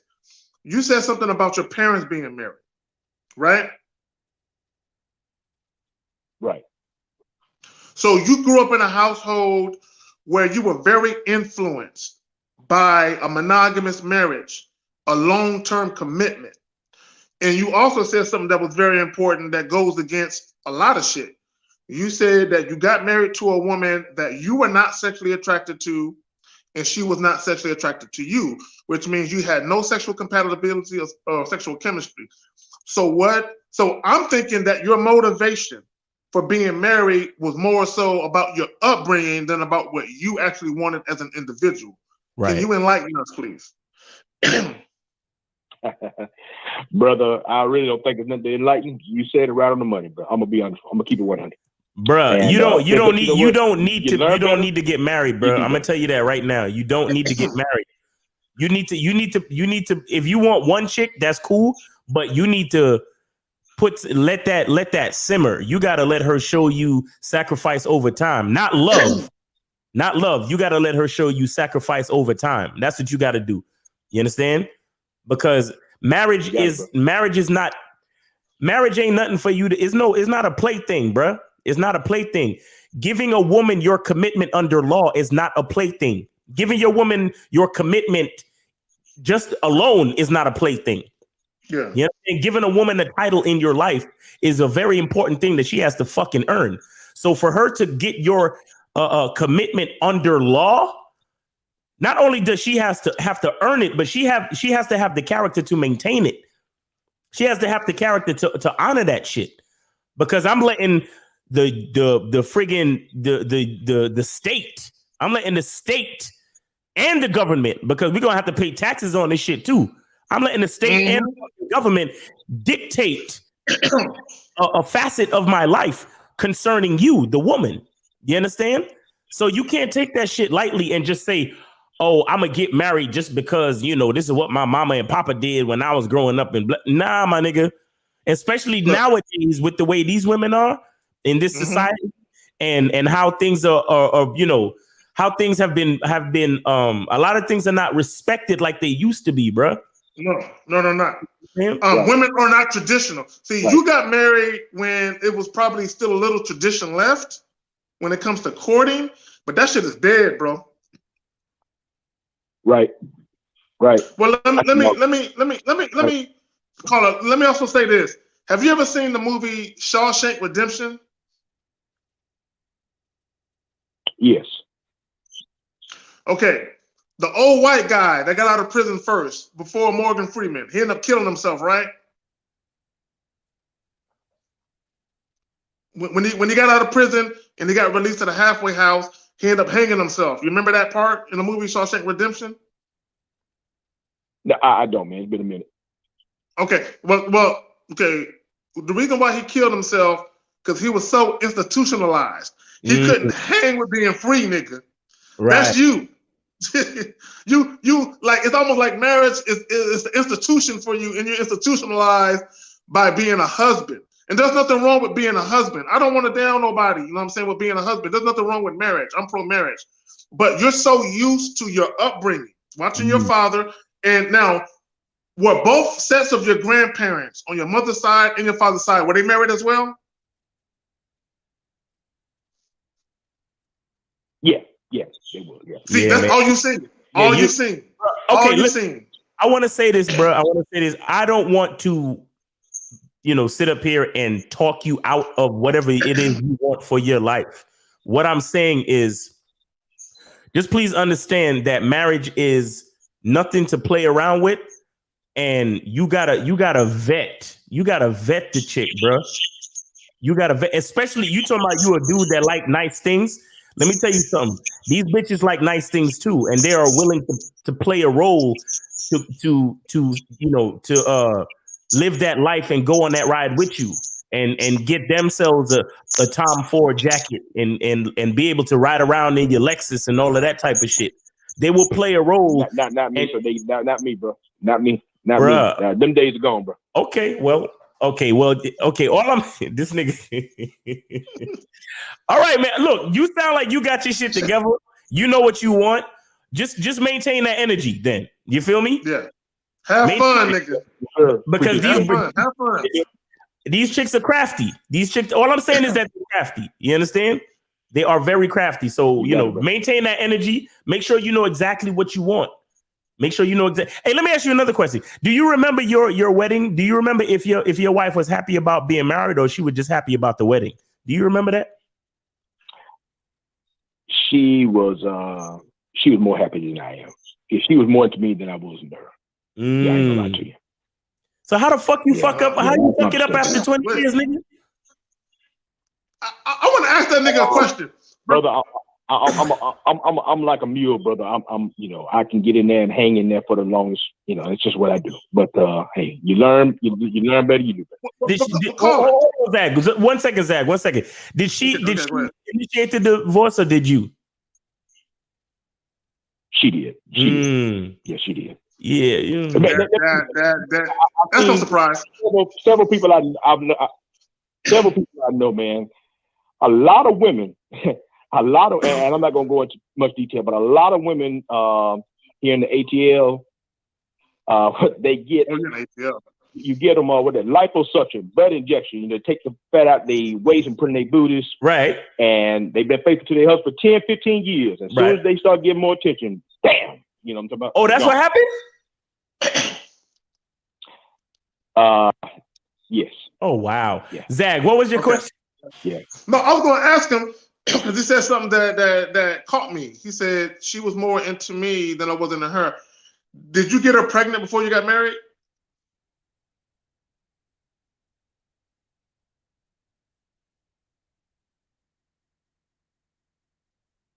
Nigga, it's quiet as fuck, nigga. What's up? Yo, listen, bro. Thank you for sharing your story, man. We really appreciate that. But like I said, these women out here crafty. Keep that same energy and double down on what you want. You understand? Just like the show says, invest in yourself. That's the way that you invest in women. You got to invest in yourself. You understand, bro? Appreciate you, man. All right, man. You take care, man. Thanks again for sharing your story. Appreciate it. All right. All right. Yo. Do we got any other callers in the queue? Yeah. So 224, you called him back. Appreciate you. About to answer you right now. 646. We gonna get to you. All right. So thanks for calling. All right. So 224. What's going on, man? Hey. How you guys doing? Yeah, man. So did you get through on the donation? So you got the donation? Yeah, we got it. I got it. All right. Appreciate you, man. All right, so we got your call. No doubt. So I'll keep it kind of short and sweet. You guys kind of touched on a little bit, a couple cars ahead of me. Yeah. Kind of talking about, how women, they're cheerleaders as opposed to, being down there to support you while you're down and out and, go through the bad, the ugly, till you get to the mountaintop, as it were. Right. I guess real quick, just a little bit of background before I give the story. This past year, past couple years actually. So trying to start a business. I'll be right back, bro. I made some serious progress this year. However, one of the opportunities that allowed me to do that was one of the girls that I was fucking around with. She actually invested into what I was doing monetarily. Okay. So she volunteered. I never asked her. She said, "Hey, I believe in what you're doing. I want support. You can just pay me back." We kept it business. So we set a contract. And we went from there. Made some progress this year. When you're in business, of course, the blueprint 9 times out of 10 is not laid out for you. So you got to learn as you go along the way. So started off hot. There was a little bit of a slowdown, but at the time, I live here in Chicago currently, but I was in ATL while I was doing this, and I stayed with her, which I'm sure I'll probably get some feedback on that, but that was mistake number one. However, due to poor, I didn't have a car down in ATL versus, being up here, I only saw that as my only option. Of course, with the pandemic, stuff was open down there, stuff was closed up here. Okay. Fast forward to now, had to make some, changes into what I was doing, trying to get things back up to speed. Where she got real antsy all of a sudden. So, at the very beginning, she was all, very supportive of what I was doing. Every single day I'm getting up, putting in work, doing this, right in front of her for her to see. Always, but her thing that got me, always, she was always wishy-washy, back and forth. At one moment she, was confident. The next moment, she, I don't know, just had these thoughts about, oh, well, what if he leaves me for some other chick, or what if he, bails out on, the monetary agreement that we made. And so long story short, I closed the vending machine deal down there recently. And so again, like I said, I'm trying to get my situation where I can be back down there as opposed to up here. So I wasn't confident about it. And I knew, that I was taking a huge risk. But I gave her the key, and she had already agreed ahead of time that, hey, I'll help you out with X, Y, Z, and so, until you can figure out how to get down here. She wanted to renegotiate the contract because I was past the deadline that, we had both set to pay her back. I said, okay, cool. I wanted to make sure I included some terms to make sure that she did what she needed to do for this deal that I closed, so I didn't lose it. Didn't like it at all. Blew up overnight. Had texted me, I think, a couple of days before, how she felt that the universe didn't reward her with financial prosperity when we were together, X, Y, Z, and so. So my question is this. I want to get some feedback from you guys, just kind of based off of those tidbits, off of some things that I could have done better, that certain actions that I should have taken, and then I guess kind of piggybacking off of the other caller's question. So my body count is just under 50. What I've learned, and I'm a late bloomer, so I really just started in the game about 2.5 years ago. Mm-hmm. But what I've learned in that short time span is that I've had a couple of relationships, right, in which the girls, they started out cool. They see that I have all this ambition.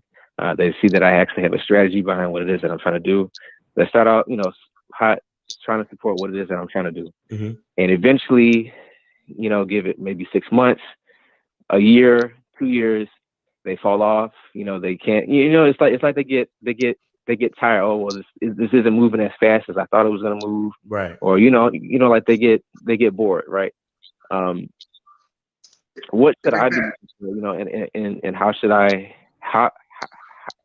carry myself and deal with the females that I come into contact with from now on? And just, I guess, as a caveat, I don't jump in and out of relationships with different women.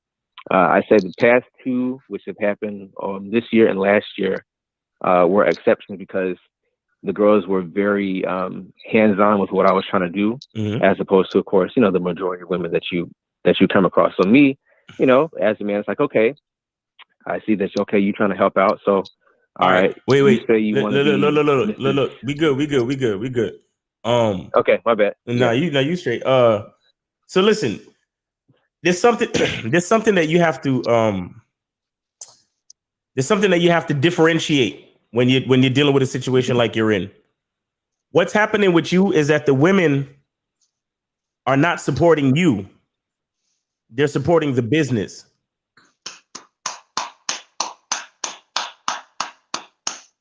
I just came in on the call and got that. Do you understand that? Or do you understand the difference? I would say they are supporting the financial potential of the business. Exactly. They're looking for a come up off of your idea. They're not looking for a come up to being with you, from being with you. You get what I'm saying? They're looking for a come up from your business idea. in a situation like yours, you have to be more about yourself. Again, it's more about investing in yourself, meaning not just the business, but about you, the person, the man, who you are. Do you understand what I'm saying? Where you need them to be more hands-on with you, like not just the business, because they're looking at you as an opportunity for a come up, bro. That's all they're really doing. I'm not sure if these women are actually interested in you. You see what I'm saying? They're not. When you say they should be more hands-on with me, what kind of things should they be doing? Well, again, that has a lot to do with how you carry yourself as a man. But for example, instead of her being hands-on with the business, have her do things for you that's gonna put you in a better space so you can do your business. You get what I'm saying? So, for example, like if you have to wake up early. Excuse me. I think you mentioned something about vending machines, right? Right. Okay, so let's just say you have to get up early to load up the vending machines at 6 a.m. If she's willing to fucking get up at 5:30 and cook your breakfast for you, you understand? So you or make you coffee because she knows that's how you start your day. You understand? Or if you know, or maybe she's willing to make some calls or set some things up to make shit easier for you to do what you got to do.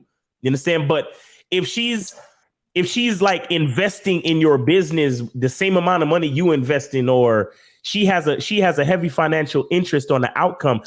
And another thing, these two women, how long did you vet them? Like, how long were you with them before they actually decided to help you with your business?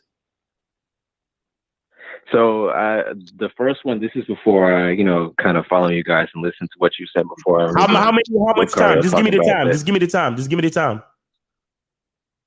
The first one, that was 3 months. Okay, and no, so you already know about the 3 month one. The second one, right? 6 months. You see, that's not enough time, bro. That's not these women. Right. These women are just looking for opportunities to come up. They're not looking to make you a successful man. They're looking to be successful off of your idea. These bitches are just business partners. So let me ask you this though. Yeah. You mentioned them, about doing certain things. Like, okay, hypothetically, you have to be somewhere, her cooking you breakfast. So both of them did all of that, and No.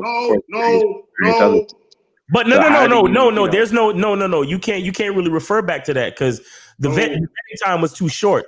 They would have to be doing that type of shit for you, like I said, for at least 12 to 18 months.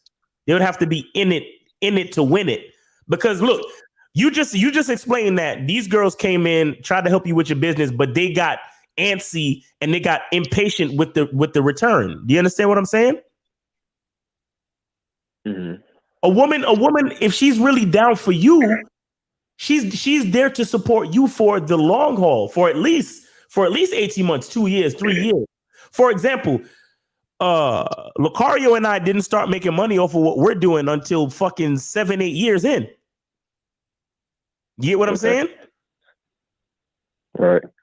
And shit, even, so the vetting time was too short, period. The vetting time was too short. Yeah, no. Right. And another thing I would say too is I think you have to grow up some legs. You have to grow some legs with your business before you allow your female to have a financial interest in your business. Their interest should be focused on you, not the business. If it's such a short amount of time and they have like a heavy financial interest in your business, they're focused on their return. They're not focused on the success of you, the man. But Zag, you want to say something? Okay. Miles, I'm about to put you on the spot real quick. Okay, now I agree with what you're saying, but I think you're a solid nigga. So I'm gonna because I know you an entrepreneur. You got your photo thing going. So when you first meet bitches, yes, sir, they know that you're a professional photographer, right? Yeah. Do you ever break down your business plan to these bitches, bro? Hell fucking no. That's what he did. That's what the fuck he did. Yo, 6 months in, She don't know what the fuck I do. That's what the fuck. That's what the fuck he did. Like she know I'm a photographer, but she can't. Yeah, but you ain't sit down going over the books with the bitch. Nope. You know what I'm saying? But I think that's what he did, and he thought if I do this, if she contributes, then the vetting process for y'all motherfuckers listen. The vetting process is not about you divulging everything about your shit and seeing if the bitch wants to jump in and help you. Right. The vetting process is she knows a little bit about what's going on, and she wants to commit more to helping you than you commit to letting her know exactly what's going on. Right. You know what I'm saying? You want her to invest in you. You invested too much into her. And what happened, caller? This is what happened. They probably was like, I'm gonna hang around for a little while to see if this shit jump off. Exactly. Okay. And then they didn't get bored. They got tired of waiting for the money to come rolling in, nigga. Right. That's what they got tired of. It wasn't about because they weren't about you. They were never about you to begin with because you gave them too much information about what you was doing too soon. Bro, if you know anything about the streets, you can never let niggas know what you're doing. If you got a key of cocaine and niggas see you making money, you can't say I got a key of cocaine. You say I got an eighth. You know what I'm saying? You can't let them know you got a whole key, nigga. You can't let people know what you're doing. Right. Because if they know what you're doing, they're gonna strategize. Exactly. And what city are you in, bro?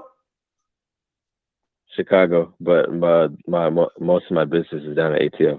So Chicago and ATL. You're in two major cities, bro. You are surrounded by people. You are surrounded by opportunists. You understand? You are surrounded by opportunity. Yo, when we talk about the vetting process, you can't have them in a place of trust. Like you can't have them in the inner circle of trust until they're truly vetted, bro. This is what we mean. I thought that part of when I heard about, Lucario talk about when you vet women, in my mind, part of that vetting process was, okay, this is what I'm doing. This is what I'm about. Either you're gonna jump onto, support that process, or if not, but again, treat you a certain way. Again, this is what I was talking about when I was talking about value. When you say value, a lot of people think you're talking about money. I'm not talking about money. I'm talking about value. These women helped you. They helped you financially. Yes, they invested in your idea. Yes. Yes. But how much value did they put in though? How much like sweat equity? How much did they add to the ideas? Did they help with marketing? Do you understand what I'm saying? Did they like really dedicate themselves to what you were really trying to do? And we know the answer is no, because it was only the longest time was a 6-month process. The longest time was a 6-month process. Your business needed to grow some legs before you let anybody in yet. You see what I'm saying? Especially the chick that you fucking. You understand? Somebody in the chat said never mix business with pleasure. You were still in the pleasure stages with these females. You get what I'm saying? Somebody told me that actually there was this older lady down there who told me that she actually had peep game with the girl that I was with. We were at a event. A woman gave me some game. Yeah, she pulled you to the side. Pulled me to the side. Yeah, she told me that she felt like, one, that she wasn't my type like that, and then two, of course, from a business standpoint, you just don't want to mix business with pleasure like that she could become a problem. Right. And of course, I definitely felt deep down that what she was telling me, you're definitely right. And of course, it came to pass. So no doubt. And just so I make sure Do you know what pragmatic means? Pragmatic. Do you know what that word means? No definition, but I have a general sense. Okay. Pragmatic, when you're a pragmatic man, that means you focus on facts. Niggas that are not pragmatic, they're more concerned what could be or what should be. You're not pragmatic. Okay. Because you have delusions of grandeur. You were thinking about what could be because this chick was showing interest. When you're pragmatic, you look at facts. The facts is motherfuckers is grimy. and you can't trust motherfuckers with certain information too soon. Right. When you're pragmatic, you're not overly emotional about the situation. When you're not a pragmatic person, you're thinking of all the good things that can happen, but you're not putting any logic on it. That's what you did, bro. Mm-hmm. And this and I want you to value this lesson, bro. I want you to really value this lesson, because what and it goes to what we talk about when we talk about the heavy vetting process. Like for example, just as an example, you guys see April MC, in the chat putting up links and so on and so forth. She didn't get the privilege of doing that until a few years in. You understand what I'm saying? Her and Lucario was seeing each other for at least a year and a half before she started, helping us out with as being a moderator in the stream. I need y'all to know that. You understand? You have to understand that when we talk about, like, the vetting process is the most important thing, because only after that can you put her in a serious position, because putting a female in a serious position, that's giving her a position of confidence, a position of trust. Mm-hmm. We could have had a chick putting in the wrong fucking links. You understand? Or a chick doing some old fuck shit in the chat, fucking us up if she wasn't really down for it. You understand what I'm saying? Or at least down for Lucario within this example. You feel me? But you have to understand that certain things you got to keep close to your heart, bro. You got to keep close. You know, understand? Like, these women, just because you're fucking them, just because it's been a couple of months and she's still hanging around, that don't mean nothing. The vetting process is so fucking important. Seconds. It's so fucking important, guys. Right. You understand? You have to understand that, and again, investing in yourself means, in this particular situation, you want to invest in yourself. Like I said, your business had to grow some legs first. Your business had to be in a certain type of flow to where you can, after vetting her for a long period of time, you can begin to fit her in. You don't make her a fucking financial partner. Good. Miles. He made a mailroom clerk bitch a vice president. Yeah, that's heavy shit. That's heavy shit. That's what you did. You understand? You gave her a big position way too early, bro. Way too early. Like, my nigga, earned it. Bro, she deserved 10 seconds after the vetting process, after the 18 months. You don't let her invest in the business. You let her go fill the fucking vending machine with Doritos, nigga. There you go. Okay. You give her a entry level position after the 18 months or the 12 months, depending. You get me? You don't let her put money, put like investment seed money into the shit where she's literally looking at you with her arms folded like, whoa, when I'm gonna get my return back, nigga. That's not a woman. That's not your woman. That's a business partner. You understand what I'm saying? That's a chick that's waiting on her bread. Like, that's a fucking, that's the plug waiting for you to come re-up or whatever. You feel me? No doubt. In fact, the plug got more power than you in some cases. Exactly. You feel me? That's why she felt the way she felt, and that's why because she didn't really have respect for you. She just respected the business idea. It wasn't about you. It was about the return on the money. You get me? Yeah. This again. So my thing is this, though, right? Yeah. My thing is this. You said, put your business. You put some legs on your business first. It's kind of like the football dude. At that point, once I've done that, you know what I'm saying? It's kind of like, what's the point of even bringing somebody on when, like you said, most of the women, they just wait until you've gotten to a certain point, and then because at that point you're not really there for me. But that's why you give them the entry level position, though. That's why you give them the entry level position after the vetting. You understand? Because after let's just say your business grew some legs and you got 20 different vending machines all around Atlanta and shit is popping. You understand? One day, one of the the dudes that fill one of the vending machines at the mall, he called in sick. He'd be like, "Yo, baby, I need you to go fill this vending machine for me real quick, or I need you to take care of this little thing for me real quick. And this is after the 12 to 18 months. And and you look at her behavior, and when she jumps to do it, I say, sure, baby, I got you. You understand? And then something else comes up, and you give her another small task and another small task. And then all of a sudden, it's like, you know what? I'm going to have you manage a couple of these vending machines that I have in the mall. You understand? And she's down for it. Now, after a couple of years now of her taking care of that vending machines in that mall, then you say, listen, I'm about to invest in some virtual reality, such and such vending machines to go into this other big new mall that they coming out with. But it's going to take a little bit of an investment. And I want you to come in on it with me. Maybe at that point you could talk about it. And even then, only let her invest just a little bit. Like if you need 10 G's, only let her invest maybe 2 G's. You understand? Not no half. Not no. Because then she goes. So that way, if you gotta buy her out, it's a little bit amount, a little bit. You understand? Because it's just like when a guy moves into a chick's, because you mentioned that you moved into a chick's house or some shit like that, right? Or you cohabitating with the chick. I just stayed with her while I was. Okay. That's what I'm saying. Like you're putting yourself in the position of weakness, bro. You can't do that. You can't do that. What was the percentage? Because you don't have to give us no real figures. But what was the percentage that you let the chick invest in the vending machine?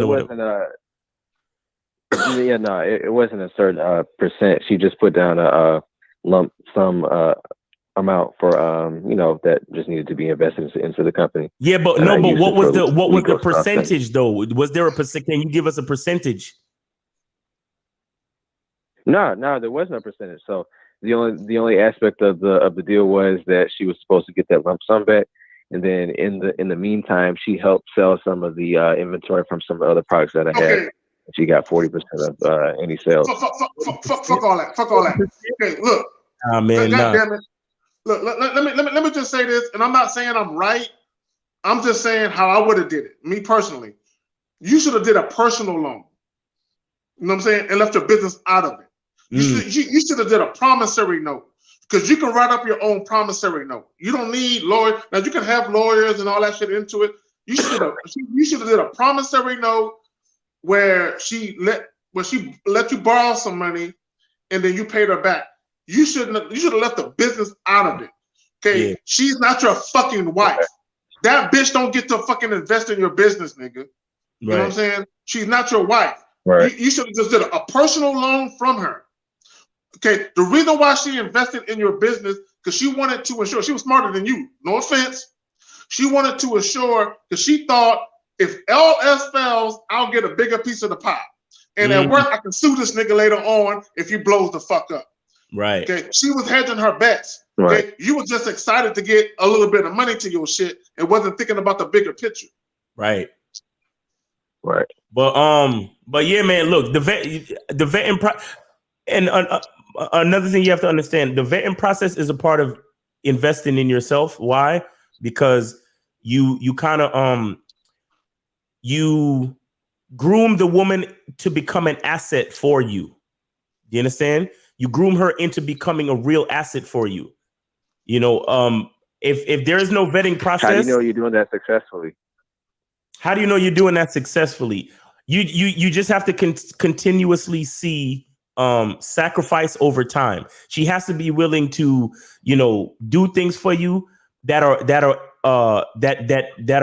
like averse to her. Like if she had a plan, like if she was doing something and then you say, hey, I need you to do this. And she said, okay, sure. I'll cancel my plans. I'll cancel my night out with the girls and I'll do this for you. But the thing is, you gotta get examples of that over time. Like for example, I was dating a girl the other day, right? We was just fucking and going out. We was just fucking and dating. One day she said she was at IKEA, right? And IKEA sells these little silicone ice trays that I like. You understand? And she said because she had just moved to another apartment. So I said, yo, they got these ice trays at IKEA, these little cheap joints. I think it's like $3 or $2 or for one of them shits. I said, yo, get me one of them little silicone ice trays from IKEA you know, and you know, I'll get it from you next time I see you. The chick said to me, I'm already online, LOL. You understand? So that means she wasn't willing to get offline to go get the ice tray for me. You get me? And when I saw that in the text, I knew that it was from that point on, it was over. I fucked it twice. We went out. We met. We saw each other twice after that, and I knew it was gonna be over. You understand? Because if I don't hold no weight in your life where you can say, well, I'm already online, but I'm gonna get offline for this nigga and go get what he asked me to get. That's like, it's little examples like that. Like you have to kind of like, you know, see where she's at. Like if she's on her way to your house, tell her to pick up a carton of milk or some shit. Tell her you need some toilet paper. Like any little thing that she can do for you, she needs to be willing to do it, even if it's putting her out of her way a little bit. You understand what even if it's putting her out of her way a lot, that's when you know that she's focused on you. Facts. That's when you know that she gives a fuck about what's going on with you. You understand? You fucking cooking and you cut your hand and she stops everything and she go get the fucking alcohol and the cotton swabs and the Band-Aid and make sure that you okay. Or she fucking, without you asking, when y'all finish taking a shower together, she put lotion on your back. Like just little like that. Ooh, that's a bitch right there. I like that. And those are just little examples that a lot of young cats might not even, you know what I'm saying? But yeah. Some real shit though. Like if y'all sleeping and it's a cold night and she makes sure you got enough blankets, you know, she's actually making sure we share the blanket. Little shit like that, bro. Little shit like that. Another thing, you fall asleep on the couch and then you wake up with a pillow under your head and a blanket on because the bitch did shit like that. You understand? You have to see that she's focused on you, bro. And what happened with your situation is that these women were focused on your business, not you. You get what I'm saying? So their bottom line, not yours. You have to have a level of awareness, and this is why the vetting process is so heavy. And this is why, a part of the vetting process is reminding the bitch who you are. Because the more you remind them is the more they realize what they need to do to make you a better man. You get what I'm saying? Mm-hmm. I wanted to, I guess, say, I know you talked about taking them through the vetting process. One, I guess, devil's advocate aspect that somebody did bring to me, a woman. Mm-hmm. She talked about, you know, how a lot of women, they don't want to give certain benefits, right, until they've gotten fuck that a certain title. With the vetting process, of course, you're not giving them that title, right, until, you know, they've proven that they've earned that. So how do you I guess not find the balance, but how do you I don't know, I guess identify somebody who is willing to wade through all of that, you know what I'm saying? Okay, I'm gonna do, you know, it's been 18 months, you know, I'm doing X, Y, Z and so for you, and, you know, somebody that's still willing to go above and beyond without all that. Well, that's why you got to do it, because it's not going to be every female. That's why we talk about charging bitches to the game, bro. A lot of chicks are not gonna be patient enough, and those are the chicks that's gonna show their character. Those are the chicks that's gonna show that they're not really interested in you. That's why we make the vetting process. Right. That's why we make the vetting process so damn long, because most chicks they're not ready to be with nobody. A lot of bitches want a husband or a boyfriend, but they're not willing to do what it takes to be a fucking girlfriend or a wife. Right. A lot of bitches think that just because they have a pussy, that everything is cool. Like a lot of chicks these days, you ask them, what do you bring to the table? They be like, I am the table. Get the fuck out of here. Get the fuck out of here, because I have no idea if you're at the table, because I haven't even told you what I do yet. And you calling yourself the table? How? That's how you know it's just because of her pussy. You understand? Facts. I haven't even told you what my career is. I haven't even told you what I require on a day-to-day basis, but you are the table? How? Because you got that? You got this little pussy? Bro, if we just started talking and I say I'm a doctor, you understand? And I make 6 figures and everything cool. So what do you bring to the table? I am the table. You don't know if I work nights. You don't know if you don't know my hours. You don't know the type of doctor I am. You don't know what hospital I work at. I could be the type of nigga where I'm flying all around the fucking country doing heart surgeries or around the world doing heart surgeries and different shit. Where I might need you to travel with me, bitch. I might need different things from you. You don't know. How are you the table? These chicks talking about I'm the table. You're just talking about your pussy. That's why they say that shit. Because you don't even know what I require of you. And again, that's why as a man, you have to work on who you are, invest in yourself. So when you know who you are, you can tell that bitch who the fuck you are. And more importantly, what you require from her. So when you ask her again, when I say to my bitch, what do you bring to the table? She'll say, well, what do you require, my king? And I will do my best to fucking fill it. I will do my best to fulfill that requirement. That's the type of thing these bitches are supposed to have. But all of them is talking about data table. No. You're supposed to say, well, what do you require? That's what you're supposed to be saying. No doubt. Because see, here's the thing. Here's the thing that a lot of people don't understand. As men, in most cases, we already know what a woman requires. She requires security, protection, good dick, right? And game, leadership. We already know what you require. Understand? Now, you know that I desire some pussy, but pussy is not a requirement. You gonna give me that shit anyway, bitch. Yep. You're gonna give me that shit anyway. Pussy is not a fucking requirement.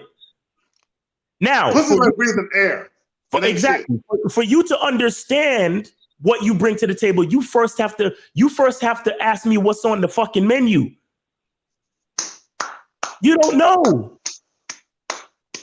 I'm the one with the leadership. I'm the one with the vision. Just like you're the one that had the business. You just made the mistake of not vetting and letting her get too much interest in the business before it actually took off. But you were the one with the thing that they're interested in. Do you get that? You're the leader. You're the one that came to them with the idea. You understand? Right.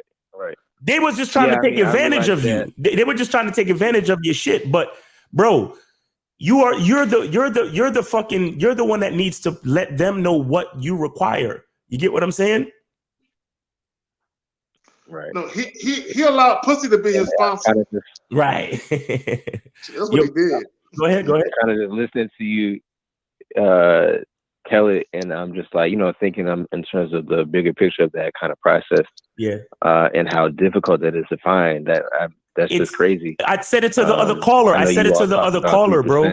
I said it to the other caller. All the experiences I had with women, I only got one consistent female in my life. And all the Lucario has been with shit, 10 times as many women as I've been with? Mm-hmm. And he only has 2 consistent women in his life. You get what I'm saying? So it is very hard. Right. So that's why I said, learn from this. Don't beat yourself up, bro. Learn from this. But it just goes to show you how serious the vetting process really is. What caller and anyone else listening, what Miles is really saying is that most women ain't worth more than a nut. That's what they're really saying. A lot of them, like, for real. They ain't worth more than a nut. And I'm not trying to be mean to women. I love women. I really do. But the reality of it is there's a lot of dudes that fucked up their dating game because of their behaviors. So you have a lot of women that feel entitled. Okay. And then you need niggas like us, the Miles of the world, the Carls of the world, myself of the world, where we got to try to rid bitches of their bad habits. But a lot of times we can't because they shit is so deep because they ran into so many fuck niggas. You know what I'm saying? that we just got to get rid of them. Like, I can't even fix you, bitch. I can't fix you. Exactly. You know what I'm saying? So, but this is my belief. I always say that men, at the end of the day, we are responsible for everything that befalls us. Right. If someone stabbed you in the back with a knife, you gave them the knife. You get, like, the shit that happened to you, caller, you gave them bitches the knife to stab you in the back with. Right. Because you trusted. As a man, the issue is not that you trusted people. Is you trusted the wrong people at the wrong time with a limited amount of information. And that's on you. With something very important too. With something very important, you know? Right. But yo, man, we really appreciate your call. We got another caller on the line. They've been waiting for a minute too. So we appreciate you sharing your story. And like I said, take the L, but the L is not a loss. It's a lesson. You got me? Facts. Yep, we got it. All right, bro. Do I you, appreciate man? y'all, man. All right, man. Thanks for calling. All right, caller. Be safe. All right, thanks for your support, man. Call Appreciate us back and let us know what happened to you, bro. Yes, sir. Oh, no doubt, man. We're gonna keep on going. You know, fucking and ducking. You know. All right, there you go. Yeah. All right, peace, No bro. doubt. All right. No doubt. Oh man, 646. You've been waiting a while, man. So who is this? What's going on?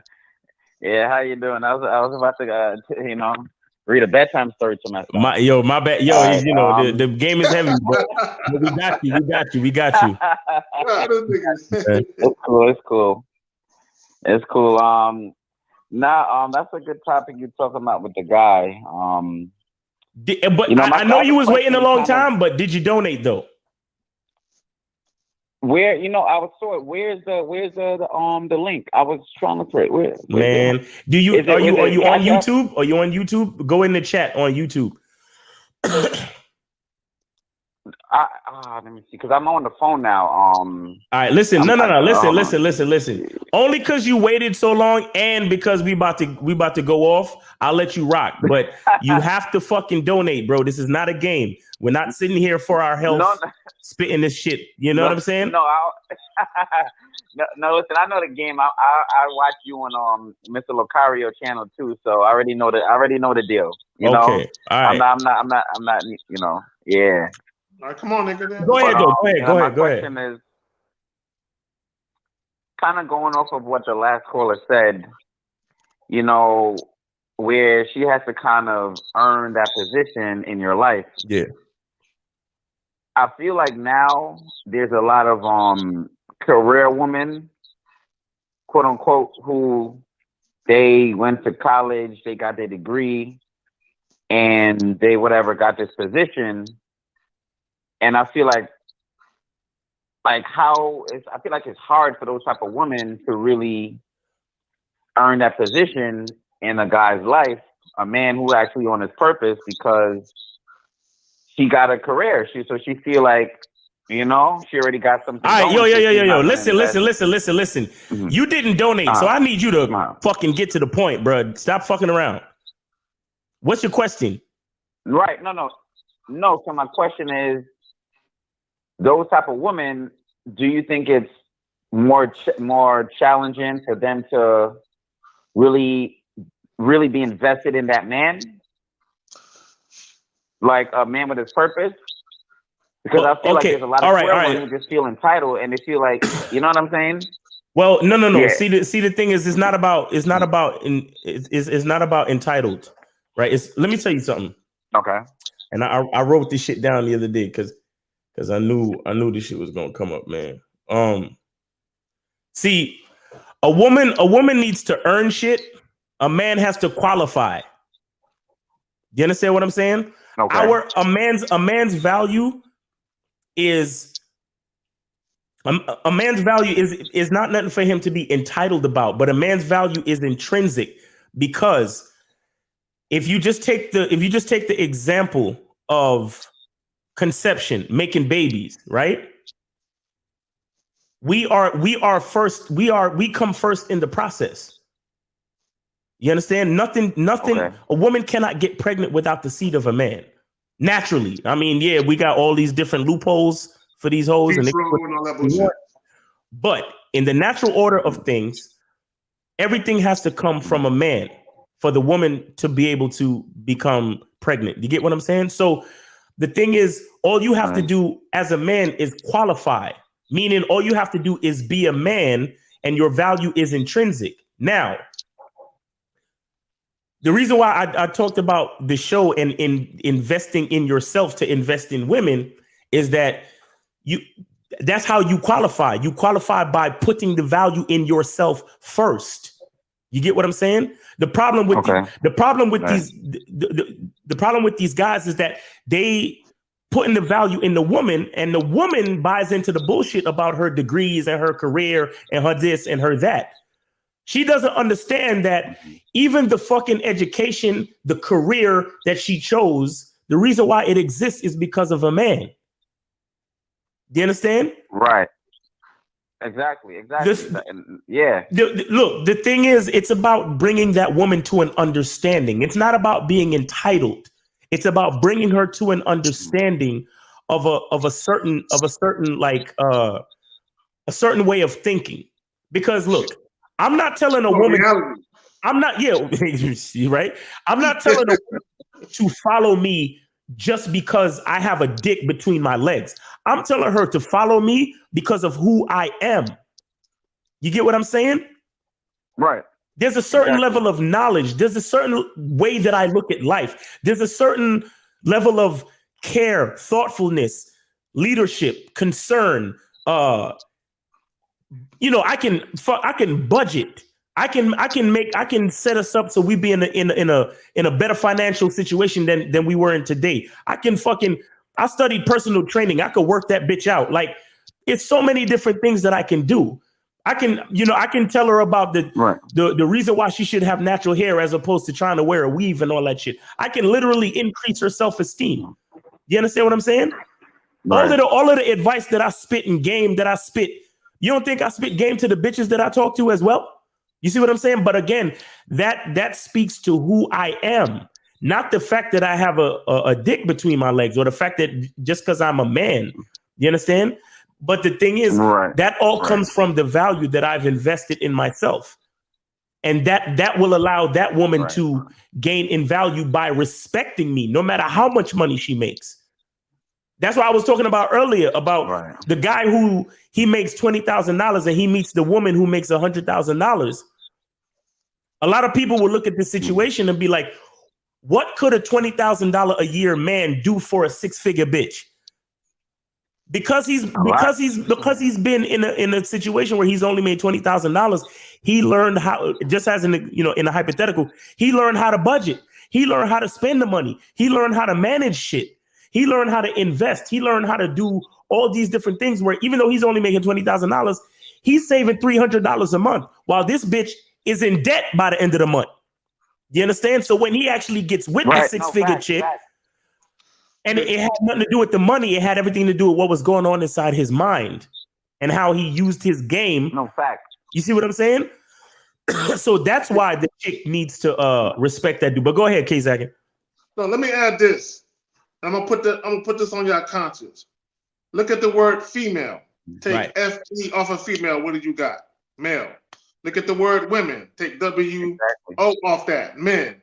Look at the word woman. Take W off. Man. Let me also say this. I've been in 4 relationships in my adult life, meaning since I graduated high school, including the one I'm in right now. 4. 2 of the 4 women make more money than me. And I still run my shit. Facts. Okay? I don't give a fuck. The woman I'm with right now, she has a bachelor's and an MBA. When we first met, she told me, I have a bachelor's and an MBA. And I told her, so what? Right. I was like, so what? Like, what the fuck that mean to me? Right. Like, I don't give a fuck about that shit. You know what I'm saying? That don't mean shit to me. At the end of the day, your level of education doesn't make you a good catch to me. Okay, it doesn't. Because this is what guys got to understand. Because guys, caller, maybe you're not. I know Miles is not. I know I'm not. Guys are impressed with that bullshit. Bitch, you went to college for you. No, I'm you not. Did it for I'm me. not. Right. You did it. Like, even when bitches get all pretty and they got the makeup on, you did that shit for you. You ain't do it for me. So the fact that you look good, I ain't even like, a lot of guys be admiring women's beauty and shit. I don't even give a fuck about that because I can look at a chick and I'm like, fake eyelashes, you got on some weave, fake nails, fake titties, ass shots. Bitch, you a walking lie. So to me, I'm not impressed with none of that shit. Right. My thing is this. Mm-hmm. Every man wants a woman that they believe is attractive to them.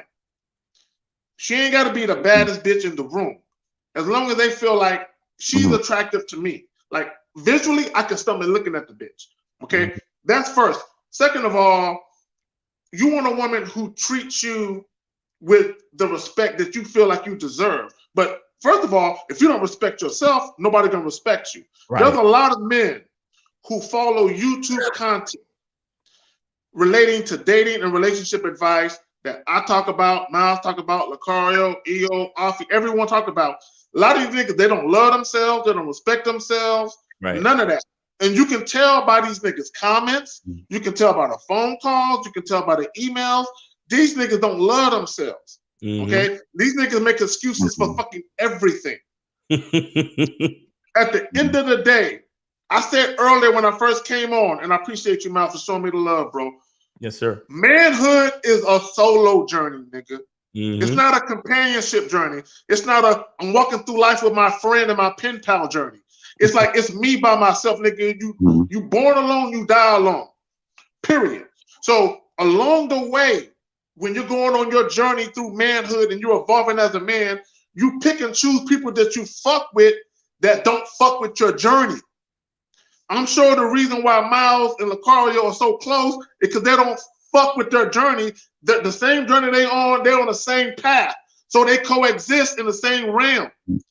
Okay? Anyone that goes against the grain, they get outed. Nigga, bye. You can't stay here. Right. When it comes to bitches, see, this is the problem with a lot of you niggas. A lot of you niggas, you require more of a man or a male to be in your life than you do of women.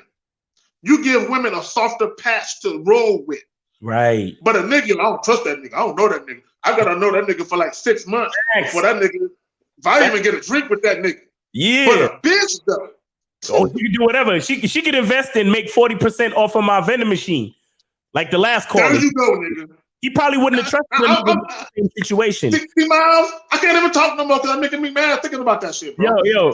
Bro, I'm gonna tell you something. It's not your job to worry about how hard it's gonna be for a career woman to get with your program.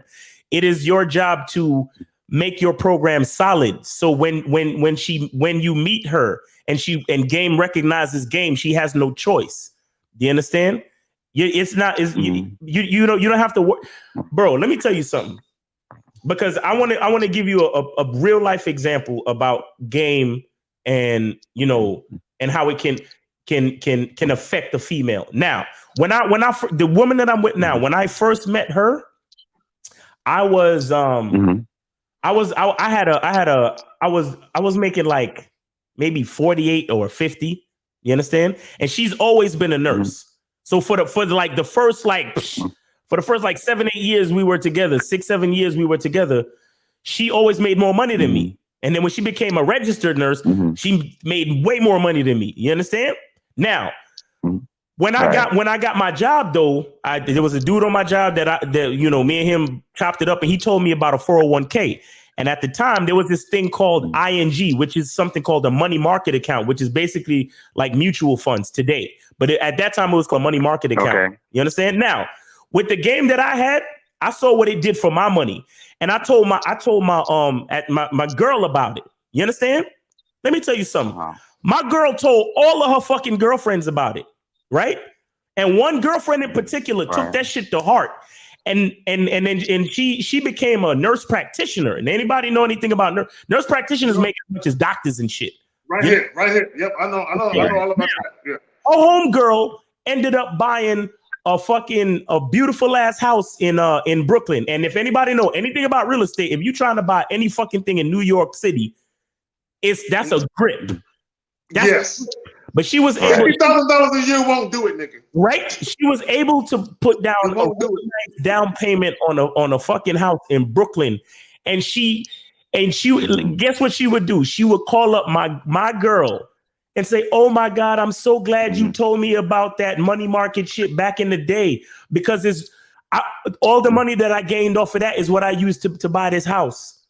You get what I'm saying? So me. Just the little. I literally was that $50,000 nigga. I literally was the 5-figure nigga, giving long-term financial game advice to these 6-figure nurses, my nigga. That's a straight factual example of what I'm talking about. So she could go ahead and say, "Well, I'm a nurse practitioner. I don't got to listen to no $50,000 a year nigga." But I'm letting you know that I was that $50,000 a year nigga, and you bought your house off of advice that I gave my girl who talked to you. You get what I'm saying? That's real facts. Straight 100% facts right now, bro. You feel me? So And Miles, you that's the difference between dick game and life game. Bitches respect life game. That's why a lot of you niggas, you don't get nothing but pussy. Hold on real quick, caller. Hold on real quick. Give me a second. Give me a second. Because Miles said some real shit. That's the difference between a nigga who can only get pussy, which don't require no real game, but a nigga who women respect and women be like, I gotta fuck with you on the strength, on the real, because you give life lessons to a bitch. Okay? When all you do is just fuck a bitch, she can get dick anywhere. Nigga, it can rain dick. Nigga, dick is like a grain of rice. Like, she can get some dick. Right. But can you give her a lesson that can alter her life? Most niggas cannot do that. Right. That's all I got on that. But Carlo, what you was gonna say? No. What you're saying is absolutely right. And to be honest, I went to school myself. I have my master's degree. Good. Right. Uh-huh. And I feel like, and honestly, I'm not even using it because I like to do my own thing anyway. I don't really like to be tied down to no job. Like, I just got it because, my parents happened to help me out, go to school. Right. But I still have my own business, my own side business. And that's what I kind of enjoy doing more. Right. So the point I'm trying to make is that, like, I was in a relationship for the past, 6 years. We broke up now. Uh-huh. And exactly what you're saying about having that knowledge that is, like, worth $1 million, for example. Mm-hmm. Like, I feel like some women, and I guess, you should understand that and charge them to the game, but I feel like a certain woman, a lot of career women, they don't penetrate their mind that okay, bro. What I'm saying is, like, it can help you. You know what I'm saying? Bro. What I need you to stop doing is stop focusing on the woman. The name of the show is Invest in Women by investing in yourself. What I hear you doing is you're thinking too much about what the bitch is thinking. You understand? Okay. I think from what I'm hearing, I don't think you spent enough time working on what you think about you. Well, that's why I'm listening to you guys because, I really I'm trying to invest in myself, invest in, like, trying to communicate better. You know what I'm saying? So I really want to slow down. No. Yo. Just all across the board. You know? You said you was with the chick. You was with the chick for 6 years. Right. I was just reflecting on that past. Just kind of highlighting something I noticed where I had certain knowledge. Were you leading her? Were you leading her? I was trying to, like. See, you're done. You're done. There's no trying. Either you're a leader or you're not. There's no trying, bro. No. But listen. But let me just explain. Right. I was talking, like, communicating advice. With just talking, like, with the person I'm with, but. I don't know. Just sometimes they don't want to hear that, and listen.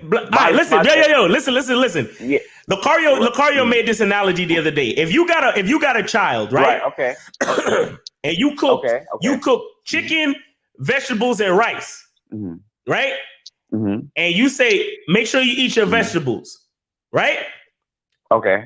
And he don't eat his fucking vegetables. He says, I don't want broccoli tonight. I want candy. Are you gonna take the broccoli off his plate and then give him candy?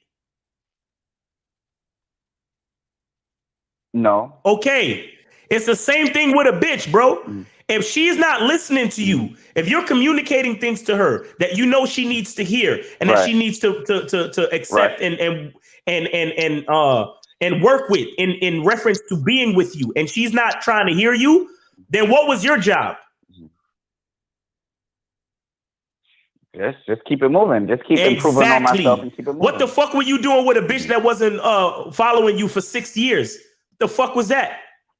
Well, you knew year one. You knew year one she wasn't following you. I'm here talking to you guys, bro. Yes, no. Answer me this question. Year one, was she following you year one?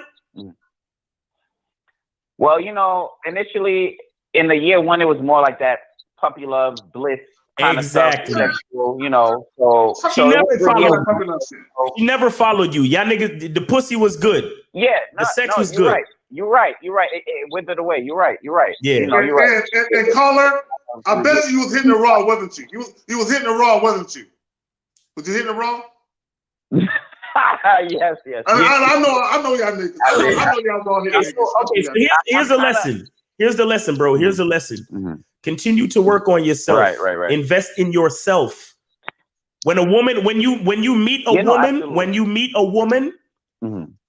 you're, you know, of course, you gotta bring them in. You gotta date them, have your fun, so on and so forth. But little by little, you have to let them know exactly who you are.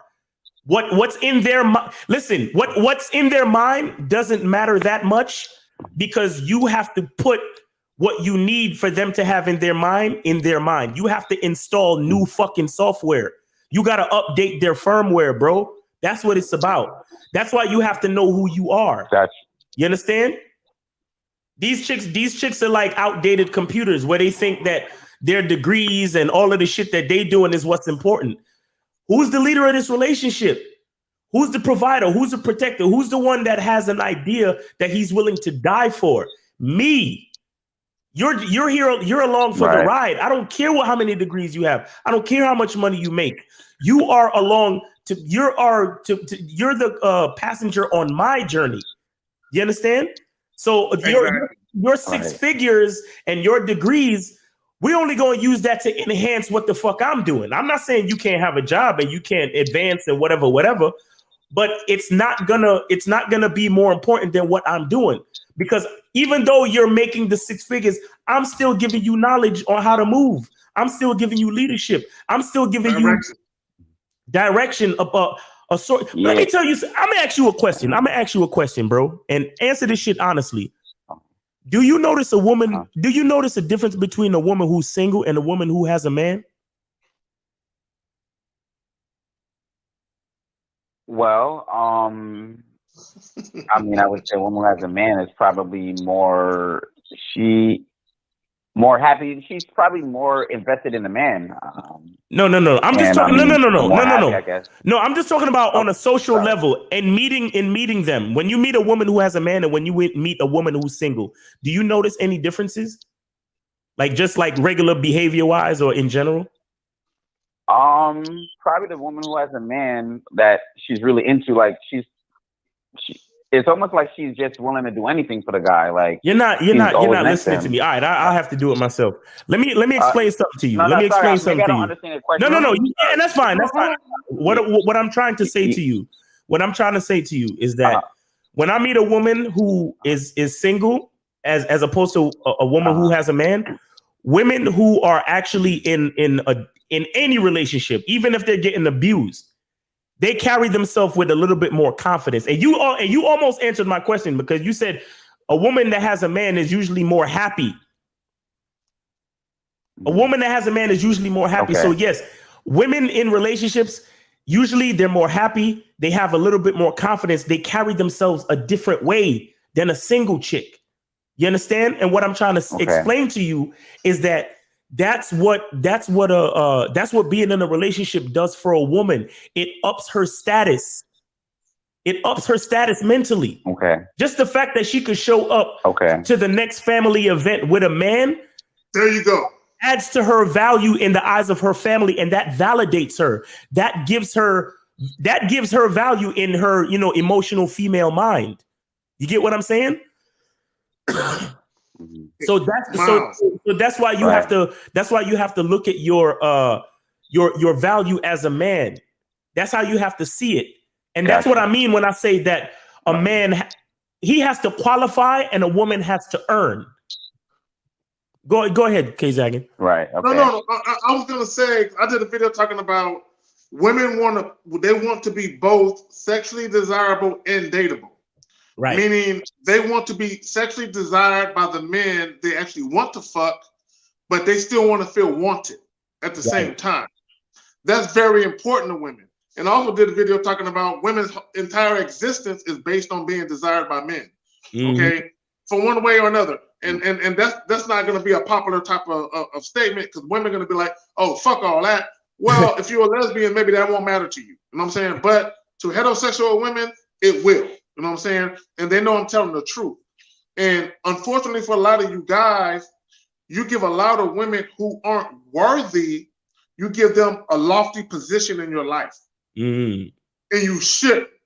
And when you do that, when you give women a lofty position in your life they haven't earned, they go to the next guy with that type of mentality that they can just get something for nothing. And what happens is when they run into a sucker, they're going to get the same thing you gave them. But when they run into a Miles or me or Lucario and EO or an Offie or Steve Dean Williams, they're going to get a rude awakening. Like, what? Right. What? Oh, all I got is some hard dick for you. Or you thought you was going to get, a welcome, a red carpet for you, bitch? You thought you were going to get that for you? Okay. But this is what a lot of guys don't understand. And that's why I'm pro man. If men were smarter, if men were more pragmatic, I talked about pragmatic earlier, more about fact. You're not about what could be or what should be. You're about what is. This is fact. Let me move in the arena of facts. Let me not move in the arena of what could be and should be. A lot of the bullshit in the dating game wouldn't exist if niggas would handle their business. Facts. Period. In any bitch I passed the Miles would be on point. He wouldn't have to, now he might have to tweak her a little bit to make her more to his liking, but he wouldn't have to reinvent the bitch. You know what I'm saying? Exactly. But a lot of you niggas, that's what happens. Bro, the reason why I was saying is that the reason why you have to work on and invest in yourself as a man is that when you do that and you know exactly, and it's like I'm repeating myself, but when you do that, you know exactly who you are. That's when you can explain to a woman what you require, but you can only do that once you know who you are. You understand? You, like, for example, a company, they know exactly what they need from their employees. That's when they could tell their employees, okay, this is what I need from you. You understand what I'm saying? It's the same type of thing. So you have to focus. I hear you focusing on what's going on in the mind of the chick. You don't understand that the value that you bring influences what's going on in the mind of the chick. So therefore, you're not to be, because you called up asking me, well, isn't it more difficult for, a career chick to actually invest in a man? Why are you worried about what's going on in the mind of the female when you're supposed to be influencing the mind of the female? They want you to influence their mind, bro. They want you to. They want you to. They want you to recognize that type of power in yourself. Yeah. They want you to. Right. No. All of them do. All of them. And I was on. All of them. And I was women want to be influenced. Go ahead. You was asking that because. No, I was only asking that, because I'm definitely on the road to self-improvement, which is why, I'm listening to guys like you, and and what's the name? Miles, and I don't want to leave him out. K Zaggin. K Taggin? K Zaggin. Yes, so K Zaggin. So that's why I'm listening to, you guys, because listen, yo, stop. Did you cop the Game Kings documentary? The Game Kings? No, I didn't. Not yet. Oh my nigga, bruh. Are you near a computer right now? Where you at? Yeah, I'm on my phone actually. Yeah. Oh well, bro, you need to go to MrLocario.com and buy the documentary because you're not on the Bad Boy membership, obviously. Nah, well, I usually call in, I donate, and then I just ask questions. That's not gonna get it, bro, because you just fucked off 6 years of your life because you didn't understand what we're trying to teach you. You understand? So do you kind of get how valuable something like the Bad Boy membership is, or at least the documentary itself? Do you kind of get how valuable that could be to somebody like you? Listen, you're right. I agree. I agree 200%. I agree with you. Okay. So I need don't just watch the videos for free and then call in from time to time. You need to really invest in yourself because you can't. How old are you right now? No. Yeah. I'm 34. Yeah, you in another 6 years you'll be 40, my nigga. So imagine you waste another 6 years on a bitch that's not following you. You'll be 40. Miles. Yeah, yeah. Let me ask him something real quick. Let me ask him something. Caller. Let me ask you a question. Yes, sir. Okay, we are now in mid-December, roughly. How many dates? Now, to be honest, how many dates have you been on since September?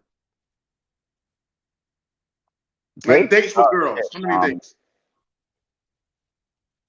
To be honest, if I had to put a number on since September, maybe like 5, 6. 5. And there's only so that. What's the average amount of money you spent on those dates? About 5 days. You said what? I'm sorry?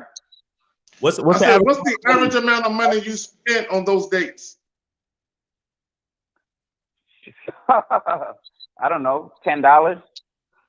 Okay, so that's $50. The reason why is because No, caller. I'm not asking you because I'm judging you. I don't look. No. Anyone that follows me long enough, I don't even like all them dates y'all be doing anyway. But I'm not judging you. But what I'm trying to do is get some intel. But let me. No, okay, but go ahead. I want no dates because of the pandemic, most of them came to my place. I have my own place. Okay. You know, okay, that's cool. So that's cool. Yeah. So right. you know, so they come by me. And what happened? Yeah. That's you why ordered food and stayed in? You ordered food and stayed in? What'd you do?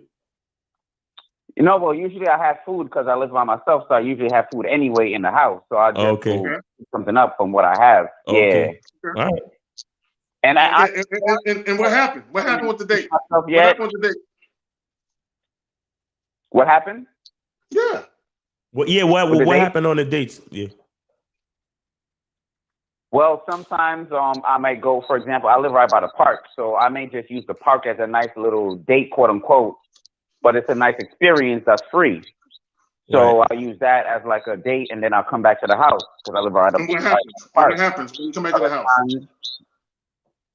What happens? Well, you know, what happened after? Well, 90% of the time I'll smash, but you know, it'll be some of them who given a little trouble, and I won't really smash. I don't like the way you answered that, bro. You weren't very confident about the way you answered that shit. Like you just now. I'm not saying that you're lying, but I'm saying you don't sound very confident about the way you answer that shit. No, go ahead though. Listen. It's facts. Like, what the fuck you laughing, nigga? What you laughing for, nigga? Here. Say that again. I said, what the fuck you laughing for? No, I'm not laughing. But like the fact is, you know, not everyone I'm smashed. Some of them is going to be a little bit more difficult, and it's cool. Right. But most of them I do smash. Bro, everybody go through that, bro. Look, caller. Nobody bats 100 for 100. So nobody's judging you. So, look. I need you to relax. Okay, we're not judging you. No one is judging you. No. Okay. No. Hold on. Chill for a second. Yeah. No, I'm not asking you the question. Hold on, caller. I'm not asking you the question to put you on the spot to judge you. Okay, I'm asking you the question because I want to see where your mind is at, where your head is at. Because this is what a lot of guys that have problems with women, their mindset and their head is in the wrong place.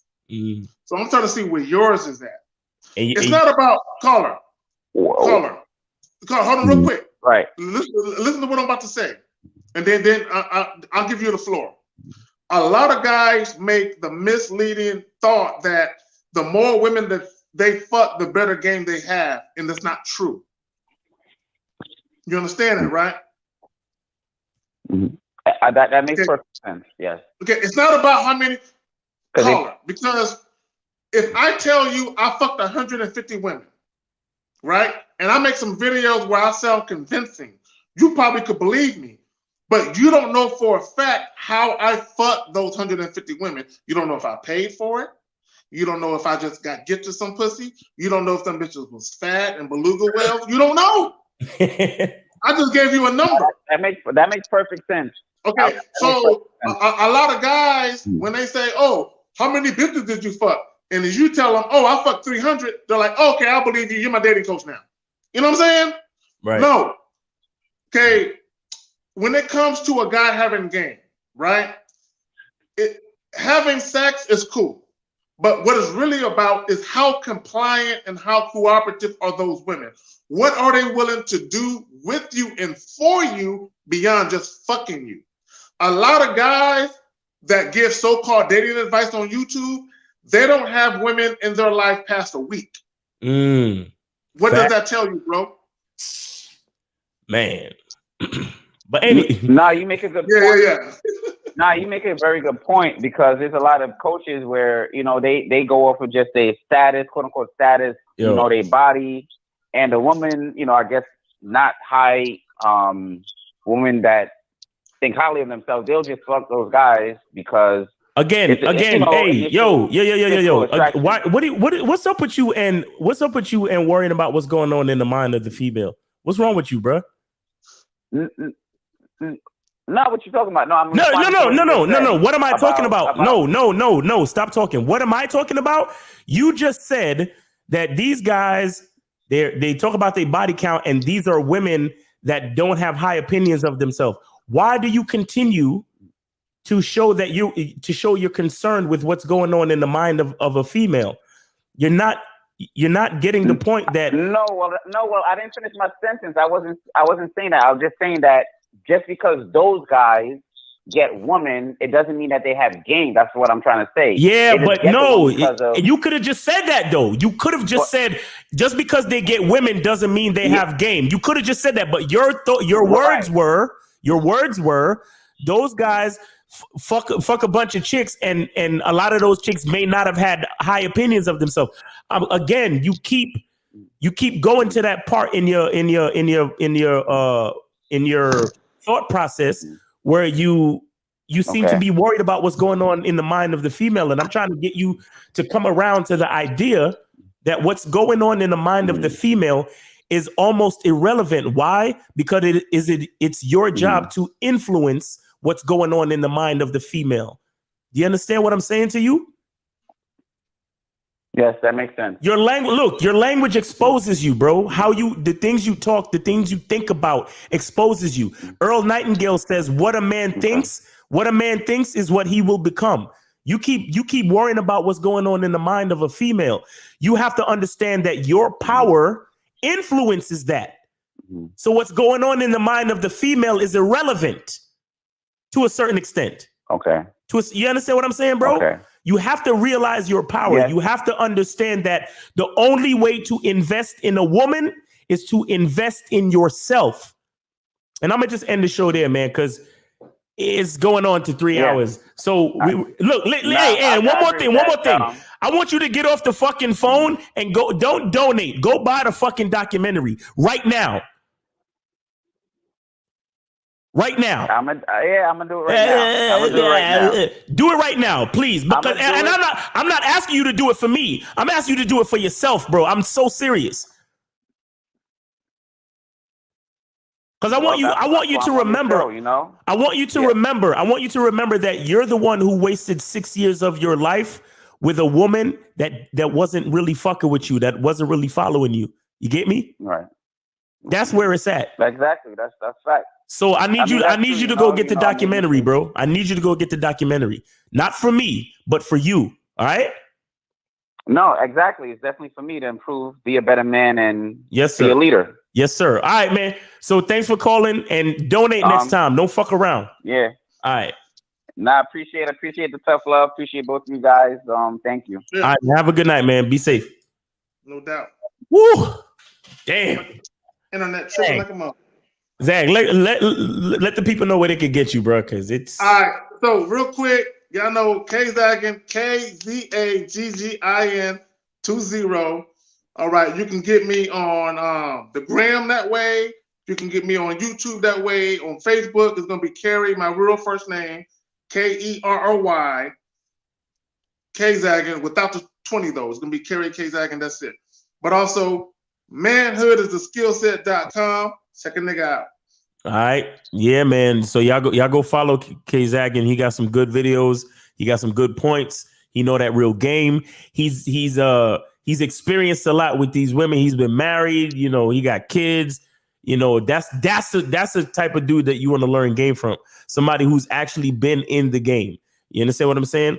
Not these Fucked up, twisted up, turned out, and thrown out. not these fucking young niggas claiming to fuck 100 bitches and we can't find not one of them.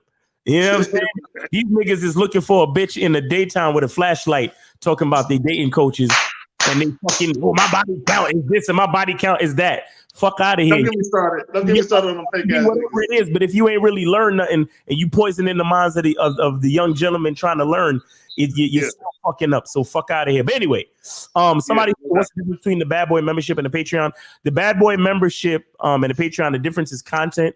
The Bad Boy membership has the 45 to 90 minute programs, audio and some video programs that give you step-by-step instructions on how to up your game with a whole host of different topics. And there's over like 90 different programs on there now because Lucario puts a new program on there every month, like clockwork. You know, shout out to him. That brother works really hard, man. And then the Patreon is the when you go on the Patreon, what you could do is you listen to the Bad Boy Show. So the Bad Boy Show is basically a podcast that Lucario and I do every weekend, and we talk about current events and how it relates to game. And then we also have a separate topic. And usually the show is about an hour to an hour and a half. And, you know, like I said, we chop up game on current events, and then we also chop up game on a particular topic. So that is the difference between the Bad Boy membership and the Patreon. And on the Bad Boy membership, you can view the Game Kings documentary as well. You understand? Okay. So, yeah. And Let me say this real quick. Yeah, go ahead. Miles, this is some true shit. For anyone listening right now, and for anyone who's going to hear this upstream, if a dating coach, a so-called dating coach or dating advisor never mentions the Game King to you, he's a hater. Whether he's on it or not. Facts. Whether he's on it or not. It don't matter. I'm not on that shit, okay? But I support my niggas, though. So right. if a dude never mentions it, because it's one of a kind. Right. So if a dude... Go ahead. I was just going to say, you know, and I appreciate you, Zach, but it's not even necessarily about supporting us. You understand? The idea of the documentary is heavy because we're literally defining game, which has never been done before. Because, we have a whole bunch of guys producing content, and most of you niggas is calling it RP or red pill content. But what a lot of cats don't realize is that at the very bottom line base level, we're all talking about game. You understand what I'm saying? But go ahead, K-Zach, go ahead. No, I was just gonna say that all you have to do is listen to snippets of it. And any guy that calls himself a dating coach or relationship advisor, they would know that shit is the truth. Fact. So if they don't at least give some type of level of credence to these niggas and be like, look, I'm not on that shit. I didn't get paid to talk about that shit. Y'all need to check that shit out. These niggas is some fraud niggas, in my opinion. Right. That's all I got to say on that shit.